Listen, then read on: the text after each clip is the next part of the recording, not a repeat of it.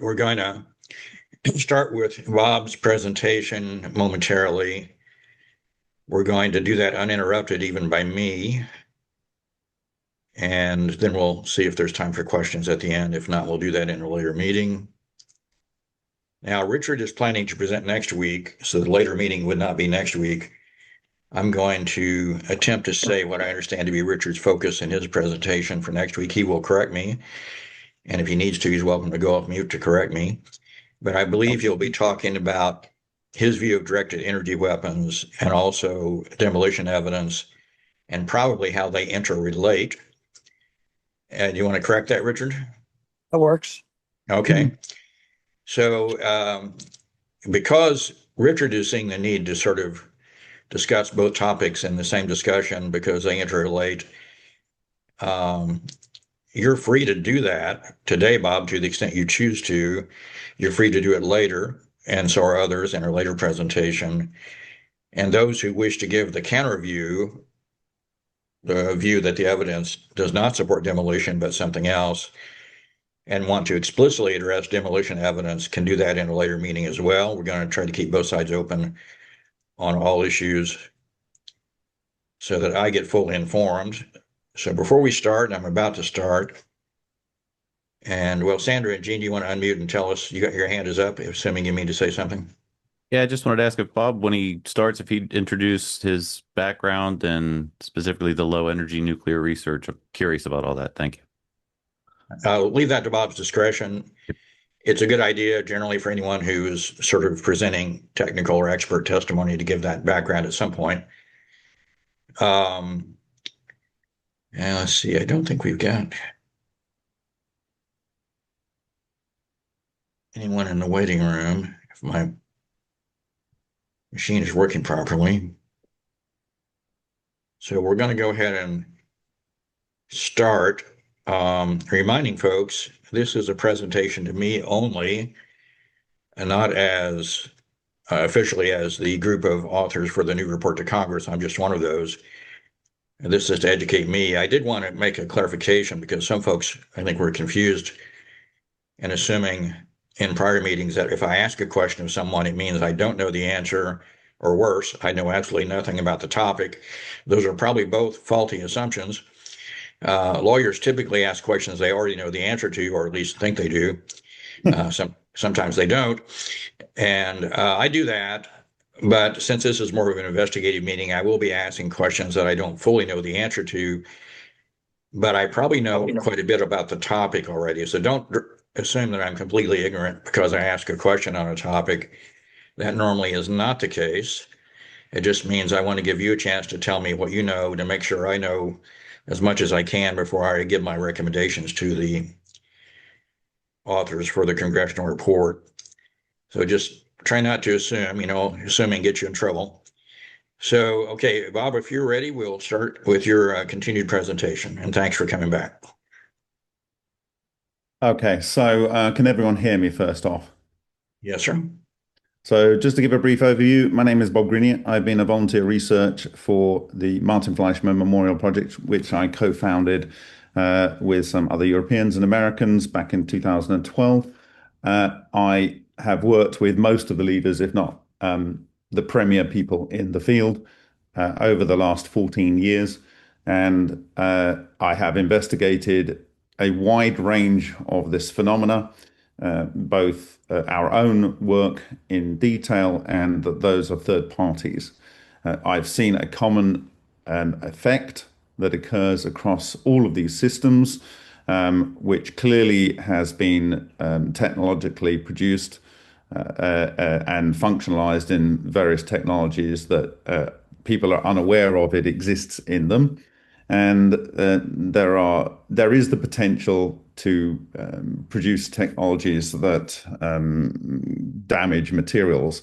Certainly in our field, there has been a large number of reactors that have failed catastrophically with very high coefficient of performance, yield of energy, and also some systems of which I will talk about today. So do not let me forget to talk about this carbon arc furnace, where vast quantities of synthesized materials were made, and when I say vast quantities, I mean tons per day without any explosion whatsoever.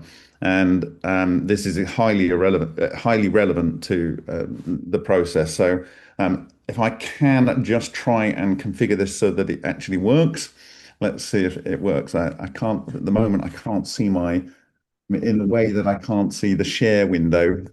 Well, you're welcome to share. It probably will ask me to give you permission, which I will give you. That would certainly help, yes. But you I have to ask imagine. first.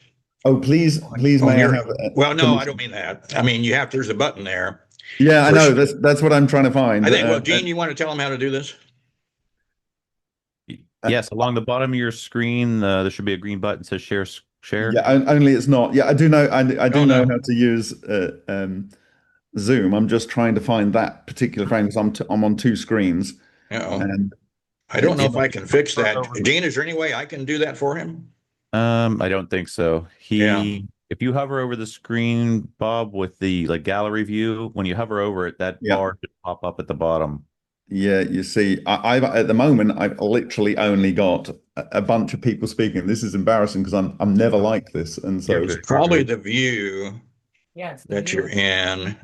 yeah, maybe. So if I click on here, it's not even moving to Zoom. I appreciate the challenge of learning the ins and outs of Zoom. I'm still working on Uh, it. I'm sorry to interrupt. There should be a view thing toward the top right of your screen that says recording. Then no, just to clarify what I have on the screen, I just have about 7 speakers and that's it. And I can't gain access to all of the other windows of Zoom. Move your arrow up to the top. You may see some buttons at the top.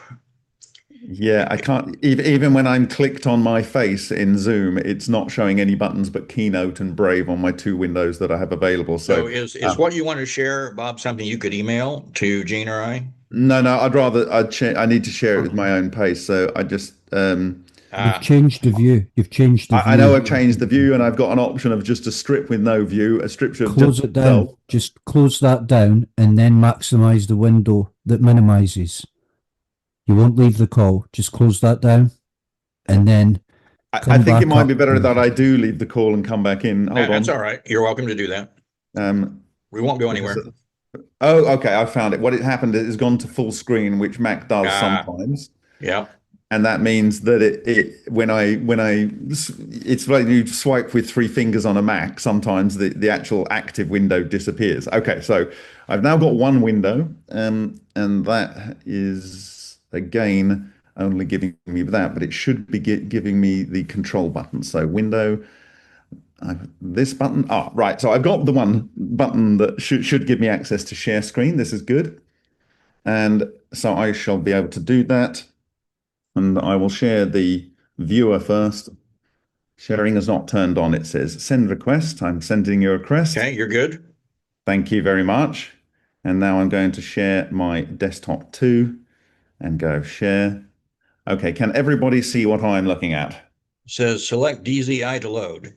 Wonderful. So this is the viewer that I made of Patricia Casaza's sample. I want to thank again Patricia Casaza for her diligence in maintaining security and storage of this sample over this near quarter of a century, and for having the courage and conviction to allow me to analyze it. The viewer, I don't. If I could just say, I don't see an image, if that's what you intend. So Barbara, there's an image in the middle of the screen. If you don't, you'll have to fix your computer. Well, there's an image, but it's just all text. Well, that's what he's showing, Barbara. So That's all I'm showing at the moment. Okay, thank you. Thank you. Yeah, so anyone in the world can use this. They can go to starfire.tech/Patricia-2001/ It's at the top of the screen there in the URL bar. No one at all reached out to me for any clarifications on what I said last time. This is concerning to me. But Bob, I would don't be too concerned. I will eventually do that, but I didn't Great. do that until I heard today's Wonderful. presentation. Because people anywhere in the world can look at a sample now, and there will be more samples available in the future. And I want them to ask me questions. What do they think that is? What do they think that is? Okay. And I have now a verification system on there where people can say, yes, I agree that that is that. And so we can get a consensus on what all of the aspects of this sample is. Essentially, you click on Patricia 2001. You can do this with any iPad or tablet or computer, and you can easily zoom into things. And when I actually finished this, I actually started looking for the telltale structures of this process, and I took 15 seconds to find this one here, which is a topological monopole with the hole at the back and the material coming out. This is the same as I will show you in many other people's work. I don't know if you can see me holding this up because I can't see myself at the moment.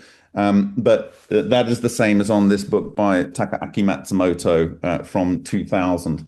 So I don't want to dwell too much on these iron-rich crenellated microspheres because they are totally, completely irrelevant to the new evidence that has come out of studying this sample. They are an aspect of the technology, and this is clearly the signature with the hole and the synthesized material coming out of it. But because it can be produced by the process that does the slag wool manufacture, and the slag wool is replete in the sample, I'm willing to dismiss all iron-rich crenellated microspheres, a signature of the process of low-energy nuclear reactions, because the other data is conclusive, in my view, on its own. And so anything relating to iron-rich crenellated spheres or spheres of iron or silicon in the matter, I'm willing to put that to one side, and any theory that makes that a consideration because the other evidence is so strong. Okay. So with that said, I'm going to just close that down so anyone can have a look at that at any time they choose to, and I will show the main presentation here, and we'll pick up from where we left off.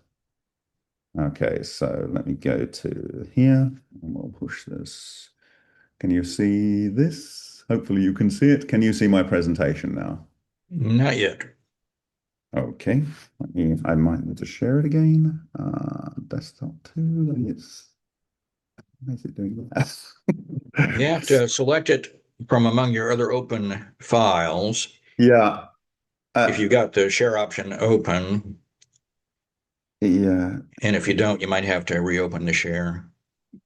Okay, can you see it now? Yeah. Okay, so we left off with Lionel Nation talking about his experience of seeing the ground zero. I actually am staying at a person who independently and without prompting gave me the exact same experience, but instead it was 3 weeks after the event where there's this electrical smoke without even, I just mentioned 9/11. He said his experience of 9/11 was going down to the site 3 weeks after the event, and this bizarre electrical smell in the air. So I've had that from the third party. We'll come back to the conclusions at the end.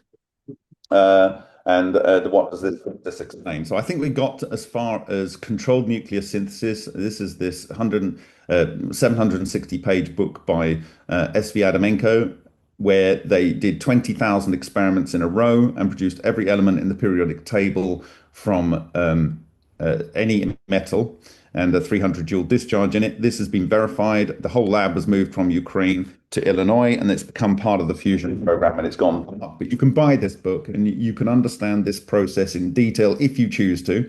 You don't have to read the whole 760 pages, but there's a key moment in there where they talk about quark gluon plasma. I don't really want to go into that, but basically you're breaking matter down into some nucleons, and that energy then yields the energy to do the rest of the work that you see in the physical sample itself. And so in Adamenko's patent, he shows this iron-rich crenellated sphere broken in half, and he says this is from a copper target on a copper like CD-shaped accretion disk, and embedded in there, this is the one SEM he shows in his awarded 2003 patent. And he says iron hemisphere comprising of 93% by weight of iron with admixtures of silicon and copper isotopes in the background of the copper shield.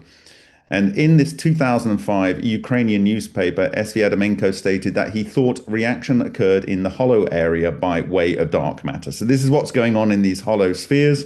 and so on. There's no way, the technological way you can produce this perfect hemisphere inside this broken spherical structure. And that is the process. So it's been verified by George H. Miley, who is alive and is one of the leading nuclear scientists in the US.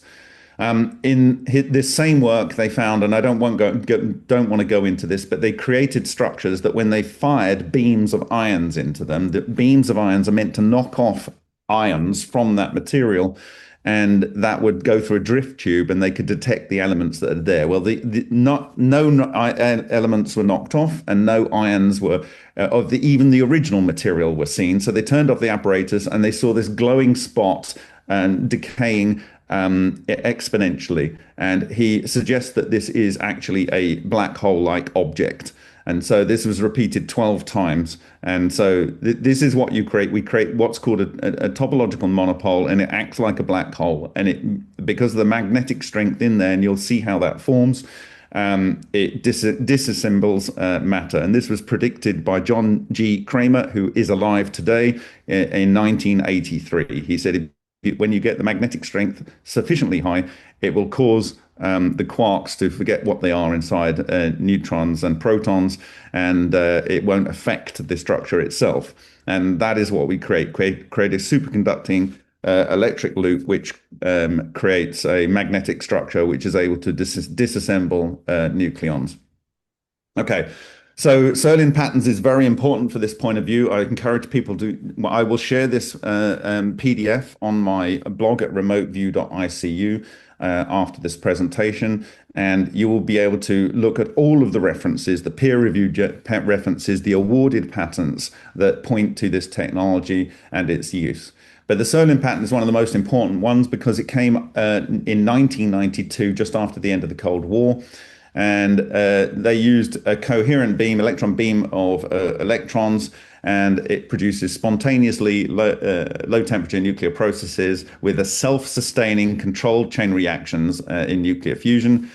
And it combines all the forces, and that is the apparatus. It's a superconducting nuclear condensate, and it's a magnetic liquid metal nuclear fuel, and it generates energy with it, so on. But basically it creates, as you can see here, it's synthesis of elements from helium to iron and other heavy elements, in particular carbon, nitrogen, oxygen, potassium, calcium, sodium, aluminium, magnesium, silicon, and iron. And he was using refractory heavy metals. It literally does not matter what metal, what element you use. This will make both lighter and heavier elements, and we actually see this in the iron in the sample. Serlin patents, basically it creates magnetic solitons, so you can see the nucleation of magnetically charged particles in it. And then he goes on, magnetic charges that automatically arise and are maintained in its volume lead to the decay of protons and are the catalysts of nuclear reactions. With increasing concentration of magnetic charges in the active medium, the intensity of the course of nuclear reaction increases spasmodically. This is achieved by creating conditions for self-compression of the mass by superconducting nuclear condensate. So what this does is it creates these magnetic charges that form, and he says in his patent, it forms spheres and tubes in which the nuclear reaction occurs. And this is exactly what we see in the sample from Patricia Casaza. Active centers interacting with each other move and join and then increase in their size. This process is a self-regulating and resonant character. Under such conditions, nuclear transformations spontaneously activate, propagating from central zones to the liquid bath. Blah, blah, blah. Anyway, you can go and look at this in your own time, and you can look at the patent online. These are classic signatures of the process, this kind of like face-like shape, and these magnetohydrodynamic circles over circles. And we've seen this in many, many of these type of experiments, and also these regular spots where the transmutation occurs in it. We see this in the sample from Patricia. So this is Dr. Takaaki Matsumoto. He presented this at a conference, I think in about somewhere between 2000 and 2003. This is the English translation of his slide. He's saying that normal high temperature fusion is possible in the gravity of the sun, but actually cold fusion or coherent energy transformations, as I call it, or low energy nuclear reactions, is actually the process going on in neutron stars and black and white holes. I've already told you that a verified technology by the US produced black hole-like objects. This is the Chinese version of an extended version, sorry, Japanese version, sorry, Dr. Matsumoto, of his more extended version. I've done a rough translation here. You can see ball lightning superconductor element creation with particle emissions going on in here. So that is his assessment as a lifelong nuclear scientist and having done the experiments and studied the entire field up to 2002, as I understand it. So he says here, far in the universe, nuclear collapses very often take place by the gravitational force after stars consume their fuel. Since the electromagnetic force is about 40 orders stronger than the gravitational force, it should be easy to induce similar nuclear collapses by the electromagnetic force in laboratory. But we never knew until now, that is 1996, how to do that. Recently, the author discovered a nuclear collapse which was induced by the electromagnetic force in laboratory during study of mechanisms of so-called cold fusion. Cold fusion term was invented in a paper by Stephen E. Jones in 1986 when he was describing how in the bowels of the Earth, transmutation leads to the synthesis of the elements that we observe by something akin, but not exactly as the same as, a muon. So this is effectively like something like a heavy electron. And the cold fusion term was then labeled onto what Pons and Fleischmann did. And this was the same year, 1986, where Pons and Fleischmann, I talked about this in my previous presentation perhaps, where they had 1 cc of palladium. They were loading it for 3 weeks. They weren't seeing anything. They turned down the voltage, which removes the electrostatic pressure. They came in after the weekend and they saw that the water had gone, the glassware had gone. Don't know where the glassware had gone. It had gone through the lab bench and it had taken out a fist-sized chunk of concrete, including the aggregates, which is about 70% aluminosilicates, and produced a fine suspension of dust that would not settle in the air. They thought that they could have taken out the university. They realized this was a technology that was far beyond nuclear. They were absolutely scared and pledged to never repeat that kind of experiment again. And that's when they went to a very thin wire, and that's what you saw published in 1989. So here we go. Several kinds of nuclear reaction were directly induced by the electromagnetic force called electronuclear reactions. They were so far to have found in a special state of hydrogen clusters that he calls itonic clusters or micro ball lightning. This is ball lightning based technology, which is a natural phenomena that we've learned how to do. The nuclear collapse was one of the most remarkable reactions amongst electronuclear reactions, called electronuclear collapse, ENC. Furthermore, very amazingly, completely broken materials by electronuclear collapse were found to be regenerated again to thin tubes and films of conventional elements such as carbon, oxygen, and iron. The latter process was called electronuclear regeneration. So it goes into a sort of point singularity, comes through a wormhole, and the production of hydrogen is replete, and hydrogen carbon gives you the abiogenic synthesis of oil technology and oxygen here. And then in the center, you get heavier elements. This does produce hydrogen isotopes. It does produce helium. It does produce carbon, it does produce oxygen. It produces neon. And these produce intense gas pressures as the metal is desynthesized by the process.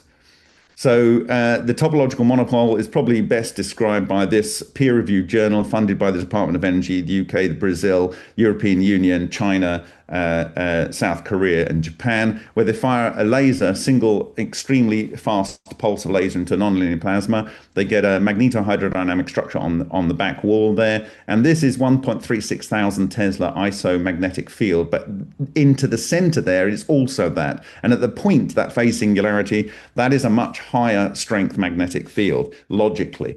We're talking about a resonant phenomena. And that leads to a much more intense magnetic field than even 1.36 thousand Tesla. To put it in context, one of the most powerful superconducting magnets ever produced by man for fusion is only 50 Tesla. So in the Russian Moscow Nuclear Physics Institute, they cite this paper by R.P. Wisniewski in 2004 that both explains the Hutchison effect, superconductivity, and the topological monopole, which is the monopole that was described by Paul Dirac in the 1930s. Essentially, you take a north and south and you stretch it out to infinity, and you effectively, from a distance, see a monopole at either end. And that's effectively what is created by these structures. And essentially, the electrons come out of phase towards a magnetic charge. They become in phase, which means they become Cooper pairs, and then they go to a fixed distance, which is a relationship where the wave of the matter wave of the electron folds in on itself, so it doesn't cancel itself out. So it's called a centripetal de Broglie wave. It's a matter wave, and that's the minimum distance it can get, and that then increases the magnetic strength at that point, forcing more electrons to come in. And so because they're coherent matter, it's a condensate, more electrons can come into that point and build the strength and build the strength and build the strength until you get over to 10 to the 15 Tesla, and baryons fall apart because of magnetic color disconfinement of the baryons being neutrons and protons. And this is essentially the process that occurs. When you get these toroidal structures, they have what's called the Aharonhof-Bohm effect. Again, you're going to learn about Dubovik in this presentation. He discovered the toroidal moment, which is not the north-south magnetic moment. It's not the electric positive and negative charge. These toroidal clusters will produce the Aharonhof-Bohm effect, which phase synchronizes matter and assists in the process of coherence of matter. This is essentially what the Lockheed Martin Systems and Methods for Generating Coherent Matter Wave Beams awarded in 2011 is based on. They use a point discharge, and they use cavities and magnetic field, the Aharonhof-Bohm effect, to do that. But these processes, the Aharonhof-Bohm effect and so on, it all goes on in these electromagnetic structures.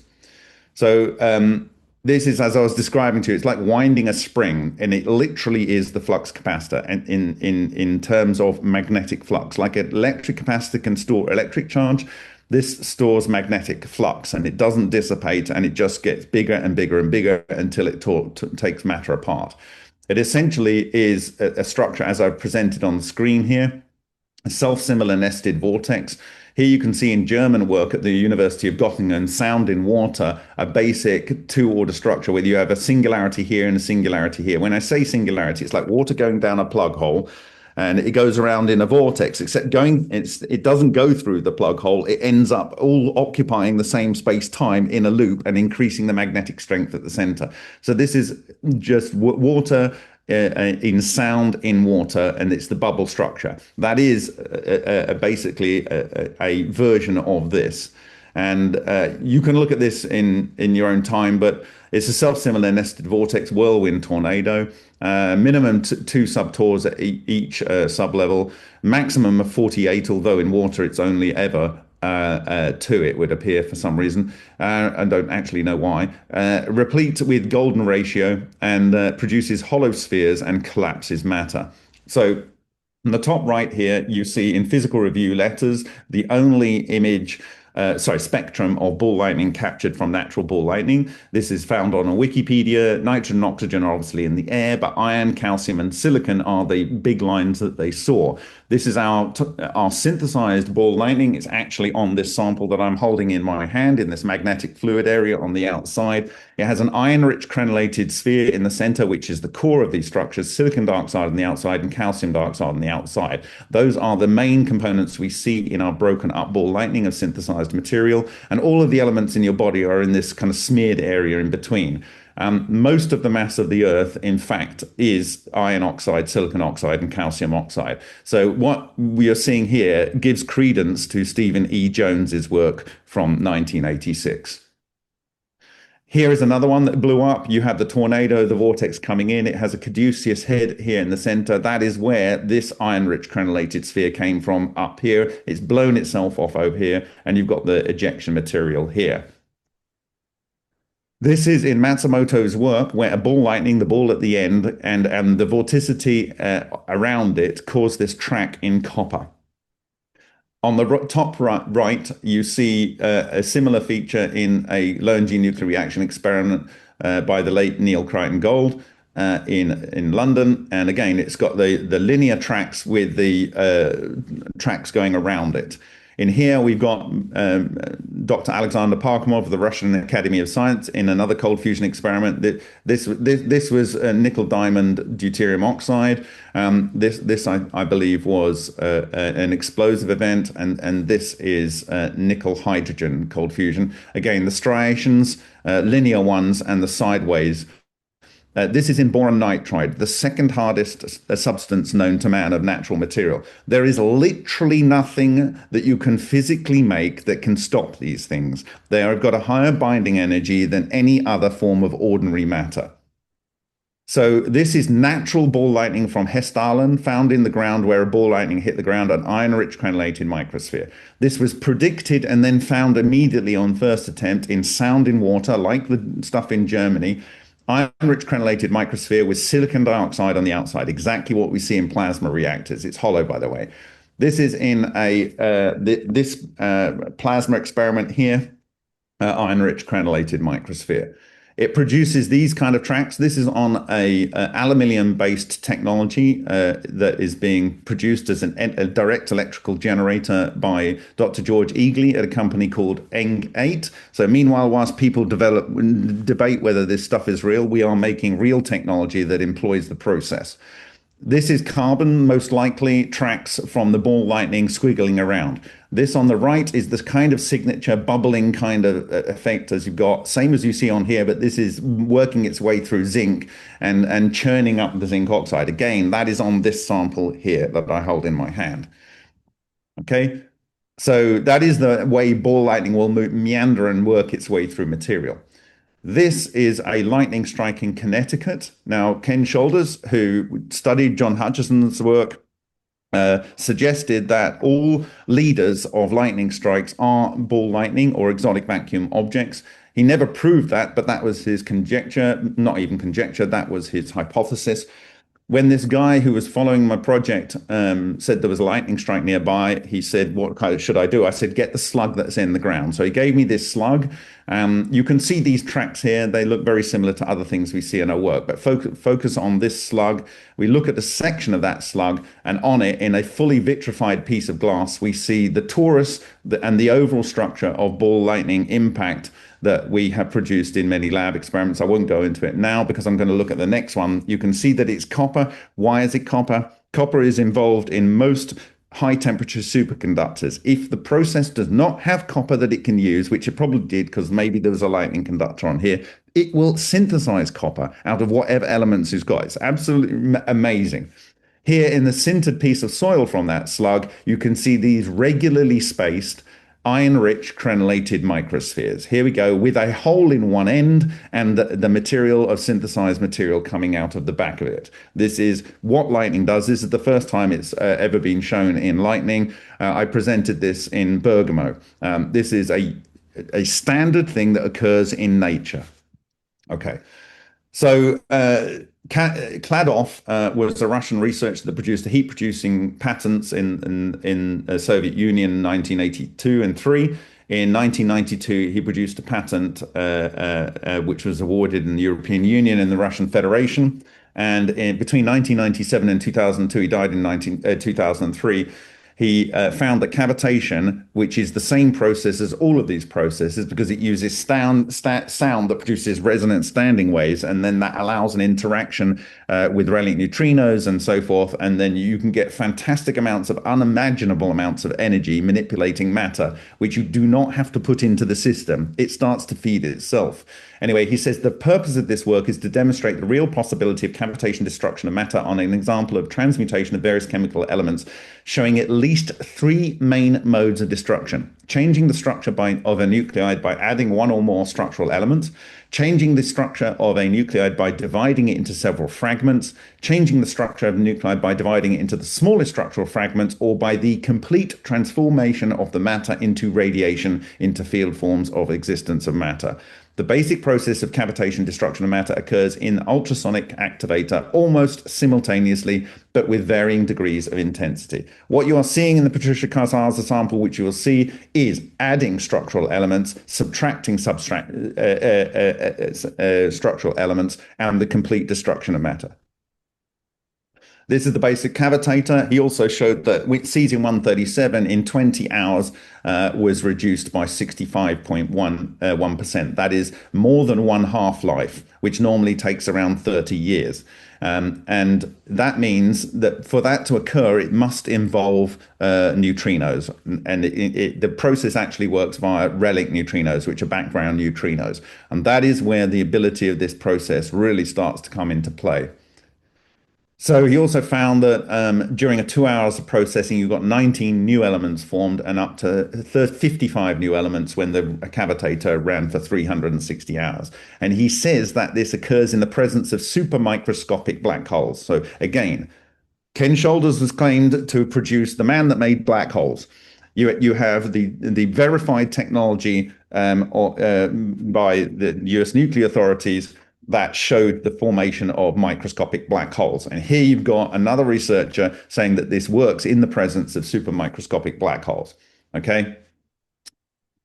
So we do this in the lab in a microwave reactor. So this shows that you can do this process using electromagnetic waves, using standard magnetrons from a standard microwave device.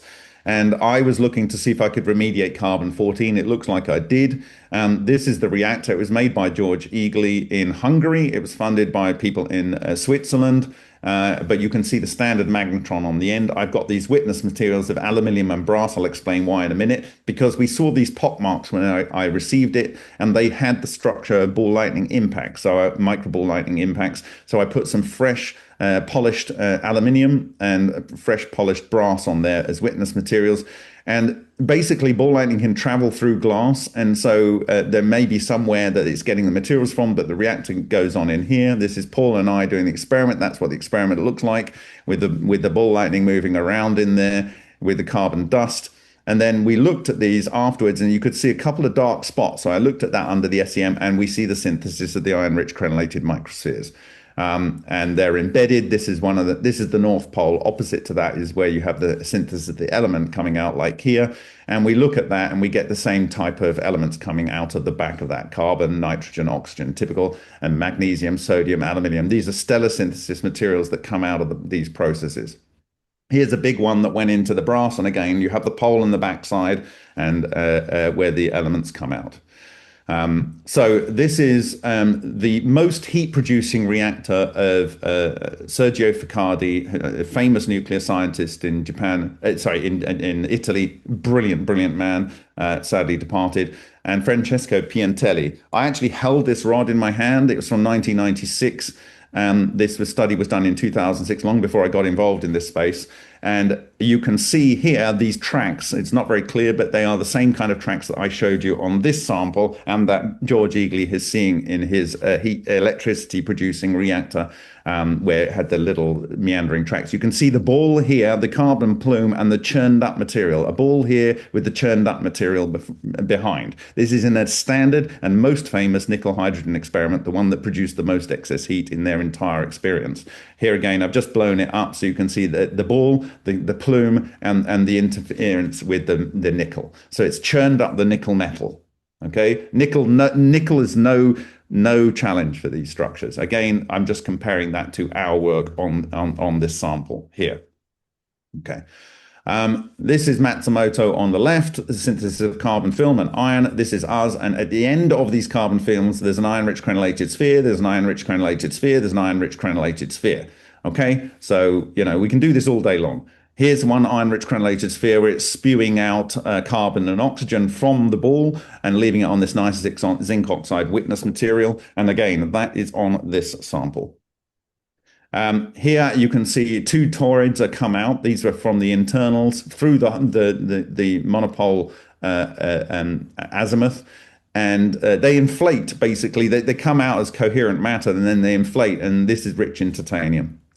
This is in Moscow Nuclear Physics Institute. These are not people that bake cakes. These are the most serious researchers in the Russian Federation.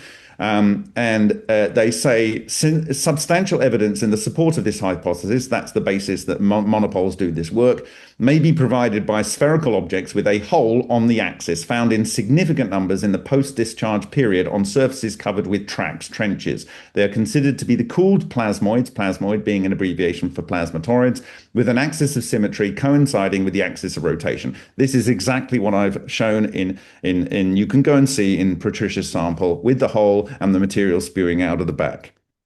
This is Matsumoto's signature experiment. This is suitable for around about 9-year-olds to do. You need 1 millimeter piece of lead. You need access to 120 volt switch, so probably need an adult around. You need an 800 millisecond pulse, and it produces lead balls with the spewing out of fluidized carbon, which can only come from a coherent matter state. And you can go and see this on the same viewer as a replication that we did of this. It worked very first time we did the replication last year. You can go and see the lead balls with the carbon that's never in the reactor spewing out. So it desynthesized that lead using electronuclear collapse and spewed it out as carbon and all the elements that are in your body. So the structure basically comes from the work that was called Project Sherwood by Winston Bostick. This was trying to create the nuclear and fusion bombs into domestic fusion. And they found that it produced the fastest things known to man, 450,000 miles an hour, and that this could explain everything from the basic structures of matter, including subnucleon inside a proton and neutron, all the way up to the formation of galaxies. So this was sponsored by, it was at Lawrence Livermore Laboratory, University of California, and so on. It was work for the Atomic Energy Commission. And what he did was he fired from deuterated titanium through 10,000 amp pulses, and it produced a plasma loop that then pinched off and formed a toroid. And two of these came together, a vortex and an anti-vortex plasma toroid came together over a magnetic field, and using the Aharonov bomb effect, then form a plasmoid, which is a plasma toroid, and it is a toroid made of toroids. And you can see here they've got 8 injectors here, and this effectively is a torus made of 8 subtori that are orthogonal. This is the technology first published in 1957. But they were very, very careful to hide the fact that it was tori made of tori, because that is the key to how the technology works. Here, they get quite close to saying it. This is the last work that they did in 1980. This was Bostick and Nardi's paper out of Project Sherwood. And you can see this impact mark on the top left here where I'm waving my mouse. And they say down the bottom here, it produces a D4D ring with spokes under the surface. And they don't say that the spokes are actually the impact marks of the subtori that are orthogonally arranged. Anyway, it's like a smoke ring, but it's a smoke ring made of smoke rings. And these are manifestations. Unfortunately, it just is the case that it is the yin yang, the swastika, the salvastika, it is the Maltese cross. It is all of the symbols of power and heraldry, and people need to get over their problems with that. It just is what it is. I was looking at Hutchison samples like this chunk of aluminium that I hold in my hand here. This is where it does amazing things to aluminium because it's such a beautiful fuel. But when it gets the magnetic structures, they move around and then rejoin together. So it fragments aluminium beautifully. This is on one sample I call fracture, and I identified 3 fractal levels. In fact, I identified 4, but it's only necessary to show 3 because you get X, Y, Z. And I derived this structure in 2020. I then derived the 3D structure, and they've got a 2-2-1 here, wheel within wheel within wheel. I've got a 4-4 structure here. This is essentially the Jerusalem cross, the Maltese cross. This is the swastika made of swastikas, or salvastikas made of salvastikas, which respectively, the swastika is the thing that disassembles matter. It's just unwinding matter. It deflates matter by changing the vacuum state. And the salvastika is what inflates matter, and that's what makes heavier elements. And all of the ancient people knew this, and it's just weird that we're in this universe of denial. We produced this in the lab. On the right, you see a copper tube with a square torus coming out of it, which is hilarious in its own right. And then a cone going into the material, and we're looking through the plasma, which you see on the left, which is the actual sheath, the non-radiating boundary of the ball lining. When you see that flash on the right, it's going over and hitting this quartz sheath, and it's producing a 6-order structure, a 4-order structure up there with the red box in the top right, and then a 15-order structure, depending on the level of self-organization before it launches off. And the amazing thing is that when we zoom into this structure here, it has a copper torus in the middle, it has an apple shape, it has a non-radiating boundary, and it has a fuzzy boundary around the outside. And I can show much higher image quality of that. But that is the basic structure. It's always perfect, and it is always this structure. So on this sample, we also found the collapsed coherent matter waves. And you've got calcium oxide here because it goes into the magnetic structure. It's synthesized in there. And copper here and carbon, because they're diamagnetic, they orbit around the outside. This is 15. This is a simulation of it. This is 32, made of 6 truncated. And this would be 48, but at 48, it becomes unstable and it breaks up, and it's 48 of 6. So these are the structure. This would be a number, but it's only got 3 in the substructures here. So I sent this image, my initial idea from 2018, this one from 2020, derived from studying Hutchison samples, and this from studying this particular sample produced in the lab. And people that worked in the former Soviet energetics came back, and they sent me back a paper published in the journal Biology of Life in 1995, which was revealing classified work that was done in Soviet energetics during the Cold War. And in that description, they exactly describe how I described in 2020. So in 2022, the Russians threw in the towel and they just said, okay, you worked it out. And they just sent me the best thing they could without actually telling me directly. And yes, if you have an electric loop, it produces a magnetic field. Then if you have 6 of those in a row, it could be anything from 2 to 48. It produces a magnetic ring. Now, well, you would think that's an electric, but it's not. It's a toroidal moment. This was discovered in 1965. You're going to see the man that did it. And then if you take a ring of a ring of a ring, you end up with this structure, and that is that structure that I show there. Okay, so what is the toroidal moment? Magnetic electric loop produces a magnetic vector. You take 2 or more magnetic loops and put them in a ring. It produces a magnetic ring, and that produces a toroidal moment. And then from there, it's it's basically a hypertoroidal, we call it in the West. The Russians call it supertoroidal moment. I call it fractal because it makes more sense. Hypermarket, supermarket doesn't mean anything. So this is published in Multi-Ferroic Materials, peer-reviewed journal in 2015. Here in Science, in 2011, they show copper atoms, oxygen atom in the middle, and this is a superconducting loop here and a superconducting loop there, or a conducting loop, and that is a toroidal moment coming out of there. This is what we produce in the lab. So whilst they're doing it in theory, in mathematics, we are actually producing it in our cold fusion experiments on various scales. This is vast compared to this. So this is the toroidal moment. And this is a diagram of even the electron being an equivalence of this. And there's an emerging understanding that an electron is actually a cluster of relic neutrinos itself. So you can see everything is built from relic neutrinos, which is the chi, it's the life force, it is the ether basic subunit. They call it elementary LC dipole in Russia.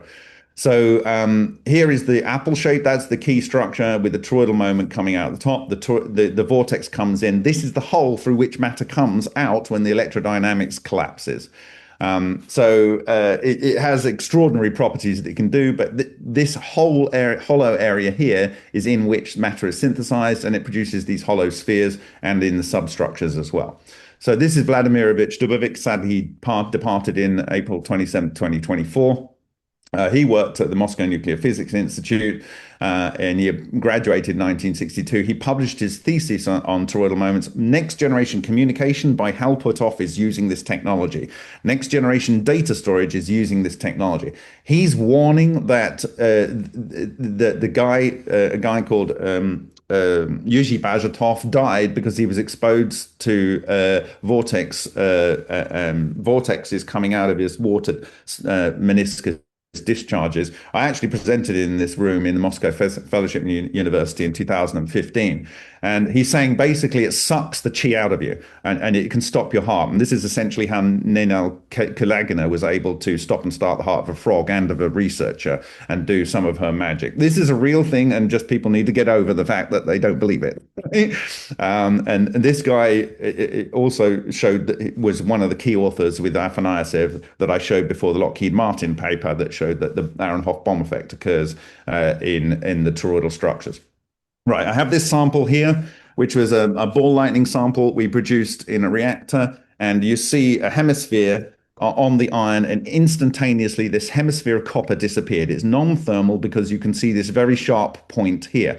On the boundary, you always see that fuzzy bit on the non-radiating boundary. So the non-radiating boundary is where the electromagnetics cancel out, and you do not see in electromagnetics coming out. You only have scalar and vector potentials. You can see Hal Puthoff saying that to Eric Weinstein on the American Alchemy show a couple of years ago, exactly what I've just said there. And he's basing his technology on that, and he's working for NASA right now on that.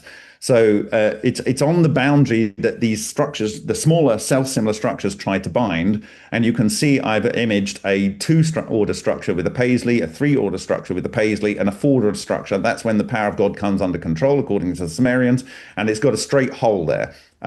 When you go on here to 6, it has a round hole. Okay, so it produces these polygonal holes.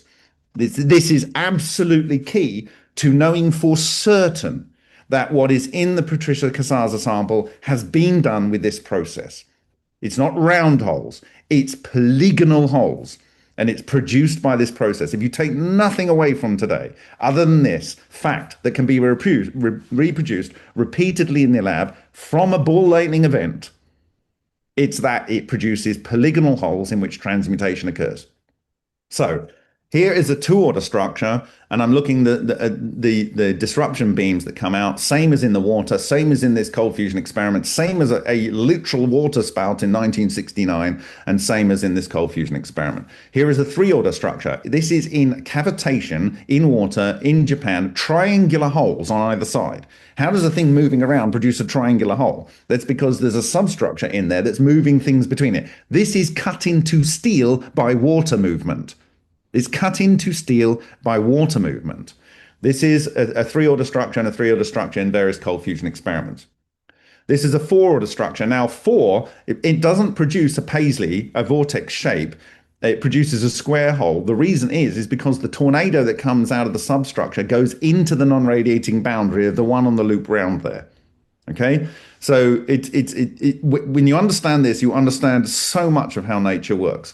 This is a 5-order structure. When you have the 5, the entire tornado is encased in the non-radiating boundary of the one on the loop round. And so you get no beams coming out. You do get a beam just about on a 4-order structure, but not on a 5.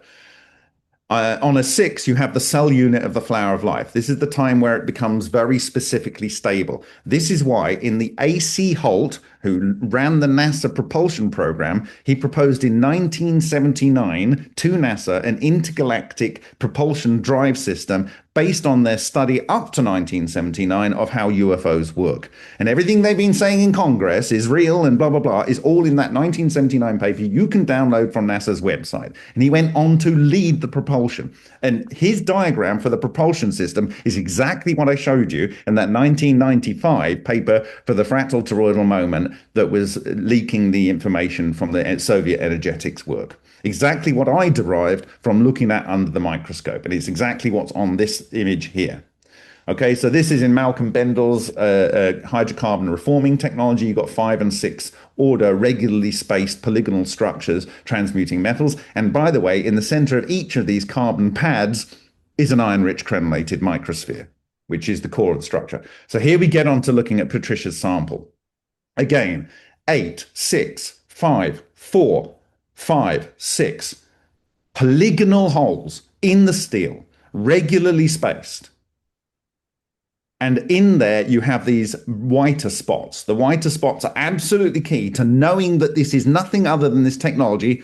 Unless someone else can tell me there is another technology that does this, this is what it is. So On the left, you see 3 holes. They are different sizes, and then I've got 2 spots. Now, the 2 spots are a darker area and slightly lighter area. The darker area is where there is more lighter elements. That is to say, there's more carbon and oxygen in the darker area than the lighter area. This is very important to understand how the process is destroying the material. As it's consuming the iron, it's changing the ratio of the amount of copper and other elements in there. On the right, you see a steel bar that was damaged by John K. Hutchison. John wrote an affidavit to support Judy Wood's application to the Ketam case, where on penalty of perjury, he said basically the effects seen in 9/11 were the same things that he can produce and had produced in the lab.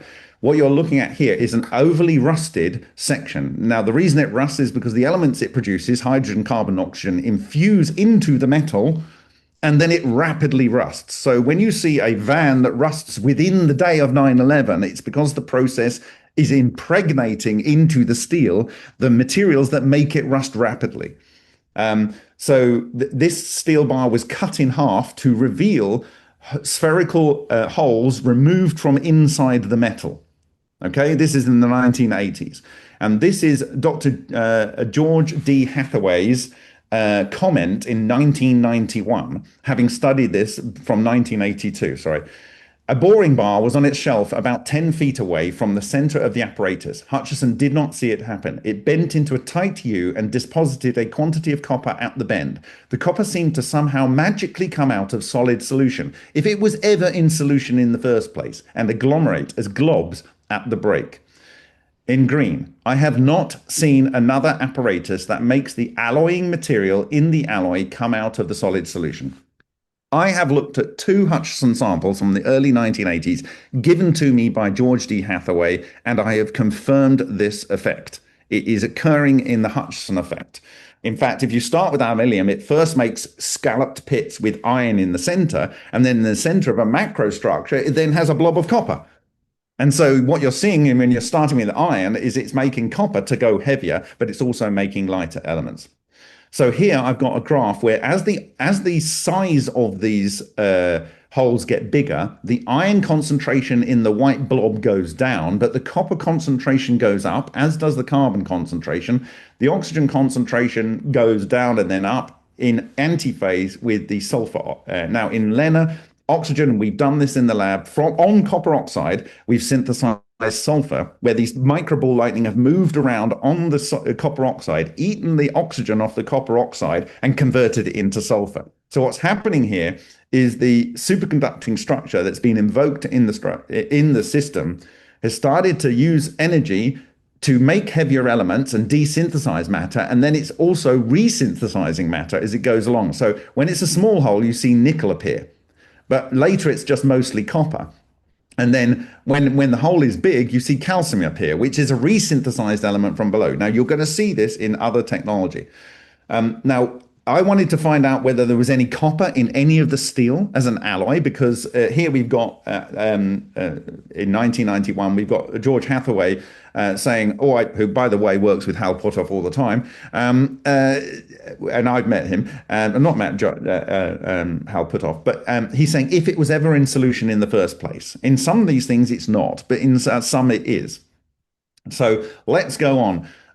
I did a study, this needs to be verified, but as far as I can see, there were 40 distinct types of steel with some lesser grades used in the construction of the Twin Towers. I've got a table here, and I asked for those ones that had any sulfur or copper content, and it turns out that the steel that forms the floor trusses does have, it's ASTM A242, floor trusses only, upper chords, angles, and high stress members, has up to 0.4% of copper to aid with corrosion. It's meant to be a weathering steel. So there is one type of steel in the buildings that had any copper content at all, which maximally was 0.4%. I did a calculation based on one of those holes in the steel that I'm looking at, found a blob, and found out that yes, the proportion of, if I go back with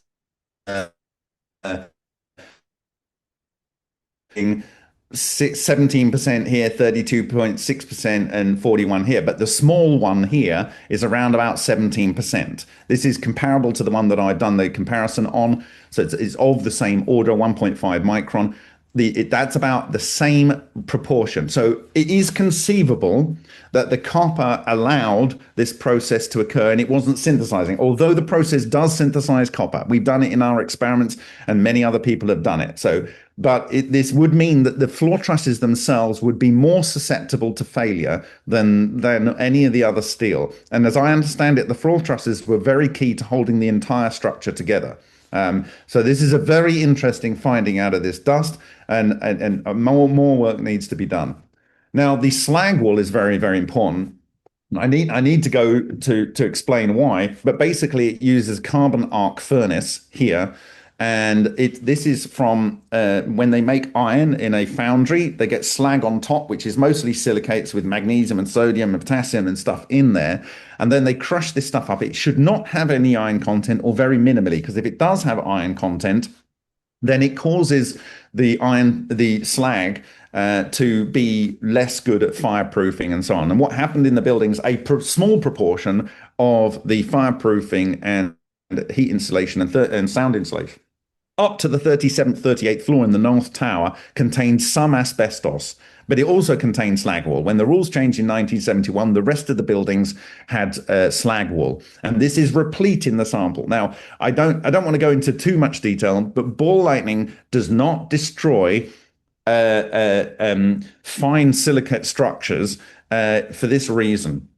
It is dielectric. The ball lightning comes along. It has a kind of plasma on the outside. It charges this dielectric with electric charge, and then it repels it. This is the basis for the channels in Ken Shoulder's 1992 3 patents for guiding microball lightning ACA exotic vacuum objects in his technologically awarded patent.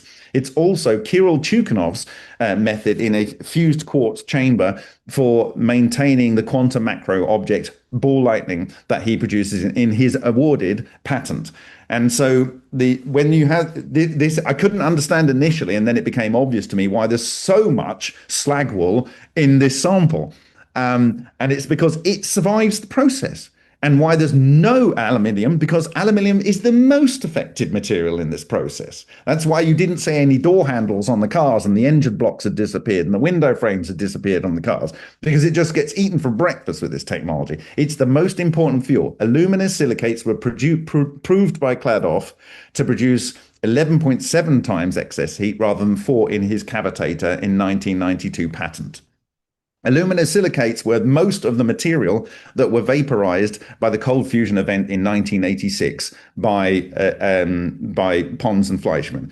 Aluminous silicates are the fuel for this process. So when it gets going and you have these ball lightning going around, then anything which is aggregate, anything which is glass window frames, there was practically no window frames found from glass found from the entire building. So metal, glass sheets and aluminosilicates are fuel. But when you get certain structures and they get charged, the ball lightning and they're able to push them around, they don't get eaten up. And that is my explanation for why we see what we see in the dust. But essentially what they do is they use a 3-phase arc furnace here, and they pour it onto the high-speed rollers, and it comes off and it produces, and you can see the shots, which are the bits that at the end that broke off. You can see the fibers, you can see them in the dust. So it's very clear that this is the dust. And also a guy looked at the image from the Patricia Casaza sample and you can see this on the viewer in Switzerland, and he showed that the sphere sizes in the dust are equivalent to those and in the range and morphology as observed in the NIST analysis of the samples. I'm unequivocally saying that all of the data points to this being dust from 9/11. Okay, so why is this important? I need to switch tracks here because I need to show you the process of making slag wool. And I did need to show you that in context with Mahadevan's claims and statements at ICCF 20 on the synthesis of vast quantities of metal It's actually on the viewer. So we'll go to the viewer if that's okay. If anyone's got any quick questions they want to dive in on, now would be a good time Well, to do it. I'm going to postpone that, Bob, just because I want to make sure you get through this. Wonderful. Thank you. I mean, it's a highly technical, complex presentation. There can be 1,000 questions. I've got probably a couple hundred. But, Good. Wonderful. I will be able to answer all I of want to them. make sure you say what you want to say. Yeah, that's really gracious of you, Nick. So thank you very much. Now, No I'm problem. going to struggle. I'm going to struggle to switch screens, so I might give up in a sec. Yeah, just when you're ready. Okay, I might do this at the end, but basically, what can you still see the screen I was sharing? Yes. Okay, right. Let me see if I can get. I think it's just showing the whole window. So, Right. Here we go. Right, and are you now seeing the viewer? Yep. Okay, all right, great.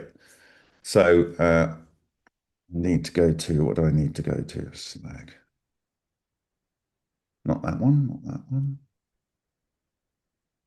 Okay. Okay, this is a piece of slag wall with a matrix attached to it with pieces of what are classed because of their diameter and length as asbestos. So it's very, very clear that this is, in my view, from 9/11. This is a slag wall shot. This is what you see at the end. You can switch to the color one here and you can see that it's clear. It's not a piece of metal. And in fact, slag wall sometimes will have some fragments of iron on the outside. So you could actually look at a piece of slag wall and think it was iron because you put your SEM at the wrong place. It's how people can fool themselves regularly, and they regularly do with SEM. So these are slag wall shots. You can see the actual piece of wool coming off the back. And if I go to the color SEM, you can literally see it's a clear piece of glass. Okay. This is an immense amount of work, by the way, but it's all worth it, I think. This is a piece of slag wall, and this is where I go into this detail. Okay.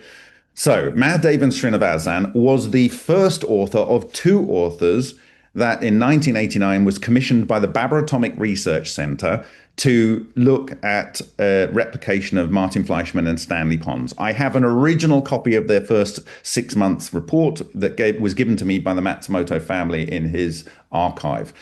It was the guy that invited me to help them understand the nickel hydrogen system in IIT Mumbai in 2017, 3 days before which I realized that 9/11 was done with microball lightning, Ken Shoulders, and John Hutchison technology. And I told them that at that point. This is not something I've invented overnight. This is something I understood to be real. Now, in the previous year, ICCF 20, he presented this data. He was actually shown in 1996, I think it's 1996, where he had I'll play it because it's quite short. Maybe just skip through it. Okay, so he has a slag wall furnace, a continuous process. They put carbon, silicon dioxide, and they have carbon arc furnace going in. And so, yeah, this I think was in 1996. And what he shows is in 1995, they know how much silicon, how much iron they were putting in exactly. So they know how much ferrosilicon alloy that they can produce. But you know what they found? For an 11-week period, every single day of those 11 weeks, they synthesized an extra 4 tons of metal, including 3 tons of extra silicon and 1 ton of extra iron. The silicon comes from the fusion of carbon and oxygen. Carbon 12, oxygen 16 fuses to silicon 28, and the isotopes fuse to silicon 29, silicon 30. 2 silicons fuse to iron. Okay, so that is what's going on. And this did not blow a planet-sized hole in India because it's a least action process. Now, there is a paper you can go and look at there. Now, I want you to see what a carbon arc furnace does when it's producing the melt for slag wool.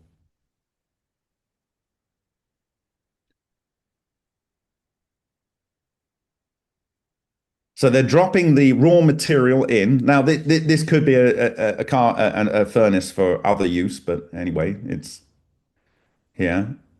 But it's a 3-phase system, just like it's not as big as the one that was used in Coimbatore. This is quite small. You can see the truck down there. It's relatively small. I'm just going to skip it on for copyright reasons. You can see these big fat carbon graphite electrodes going in. And that will descend into the melt, into the material. And when you see it turn on, look at the power cables that come in here, the immense energy going in, and then look at what happens to the light coming out. Right. I have shown you all 100% proof that lightning produces iron-rich crenellated microspheres. This process produced 4 tons of extra metal a day, one of which was iron, where there was that iron had to come from either silicon being synthesized or silicon being transmuted or carbon and oxygen. It's the only way it can happen. So what I'm telling you right now is I have to dismiss the data that relates to any form of iron-rich spheres. Any process can be, it's not credible evidence because it could be produced by the exact process that produced all of the slag wall, which is co-present with the data. That's why the more important data is the cavitation, sorry, the spots. So I'm going to go back to the core presentation now. So just a couple of more points on let's play this. How am I playing this? Oh, I've got something in the way here from Zoom. Okay. All right. So that slag wall, it looks like this. The fibers look like exactly you see in the material. Okay. Shots in slag wall. Okay, so I talked about the shots. This is the iron in Patricia's sample. And I was able to break the iron apart using finger pressure when I was applying the sample parts to the sample stub. And I produced these beautifully clean crystal planes, no dirt on them whatsoever. But what you do see is these holes along the crystal grain boundaries. And you also see these light spots. They are physically, now this is Matsumoto's published paper in a peer-reviewed journal, Fusion Technology, that was set up by George Miley. And you can see these same on the crystal grain boundaries. This is a polished piece of palladium. Holes are forming along the crystal grain boundaries and ultimately consuming the crystals. And this is the method, the process that he observed. So firstly, it nucleates on the crystal grain boundaries, starts to join up, starts to consume the crystal, and even produces fracture planes. This is Patricia's sample. Now remember what Solin said in his patent, produces sphere, the magnetic charges produce spheres and tubes inside which the nuclear reactions occur. This is exactly the same thing as I'm showing you here on our experiment. This isn't guesswork, this isn't hypothesis, this is we can do it in the lab and we're making technological technologies from it. Now, the light spots here are the synthesized material. So the other thing is, the active part of the magnetohydrodynamic structure does the work, is like an apple shape. And then it has this space out to the non-radiating boundary where coherent matter can move around. And I believe it's impregnating itself. And this lighter area is rich in iron. The area in between is up to like 25% oxygen. And if you get like 0.5% of oxygen in steel, it's embrittled. So it's not only eaten away at the boundary and massive gas is produced, the steel structure itself is weakened.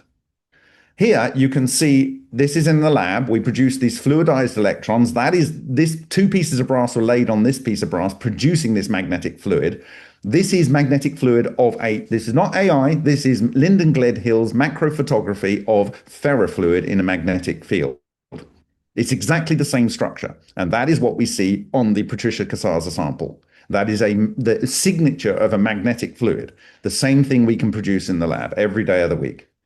Here, you can see that it's not only breaking the crystals apart in the crystal grain boundary, it's literally tearing the crystals apart between the weak spots created by the destroyed metal, fragmenting it in lines and chunks.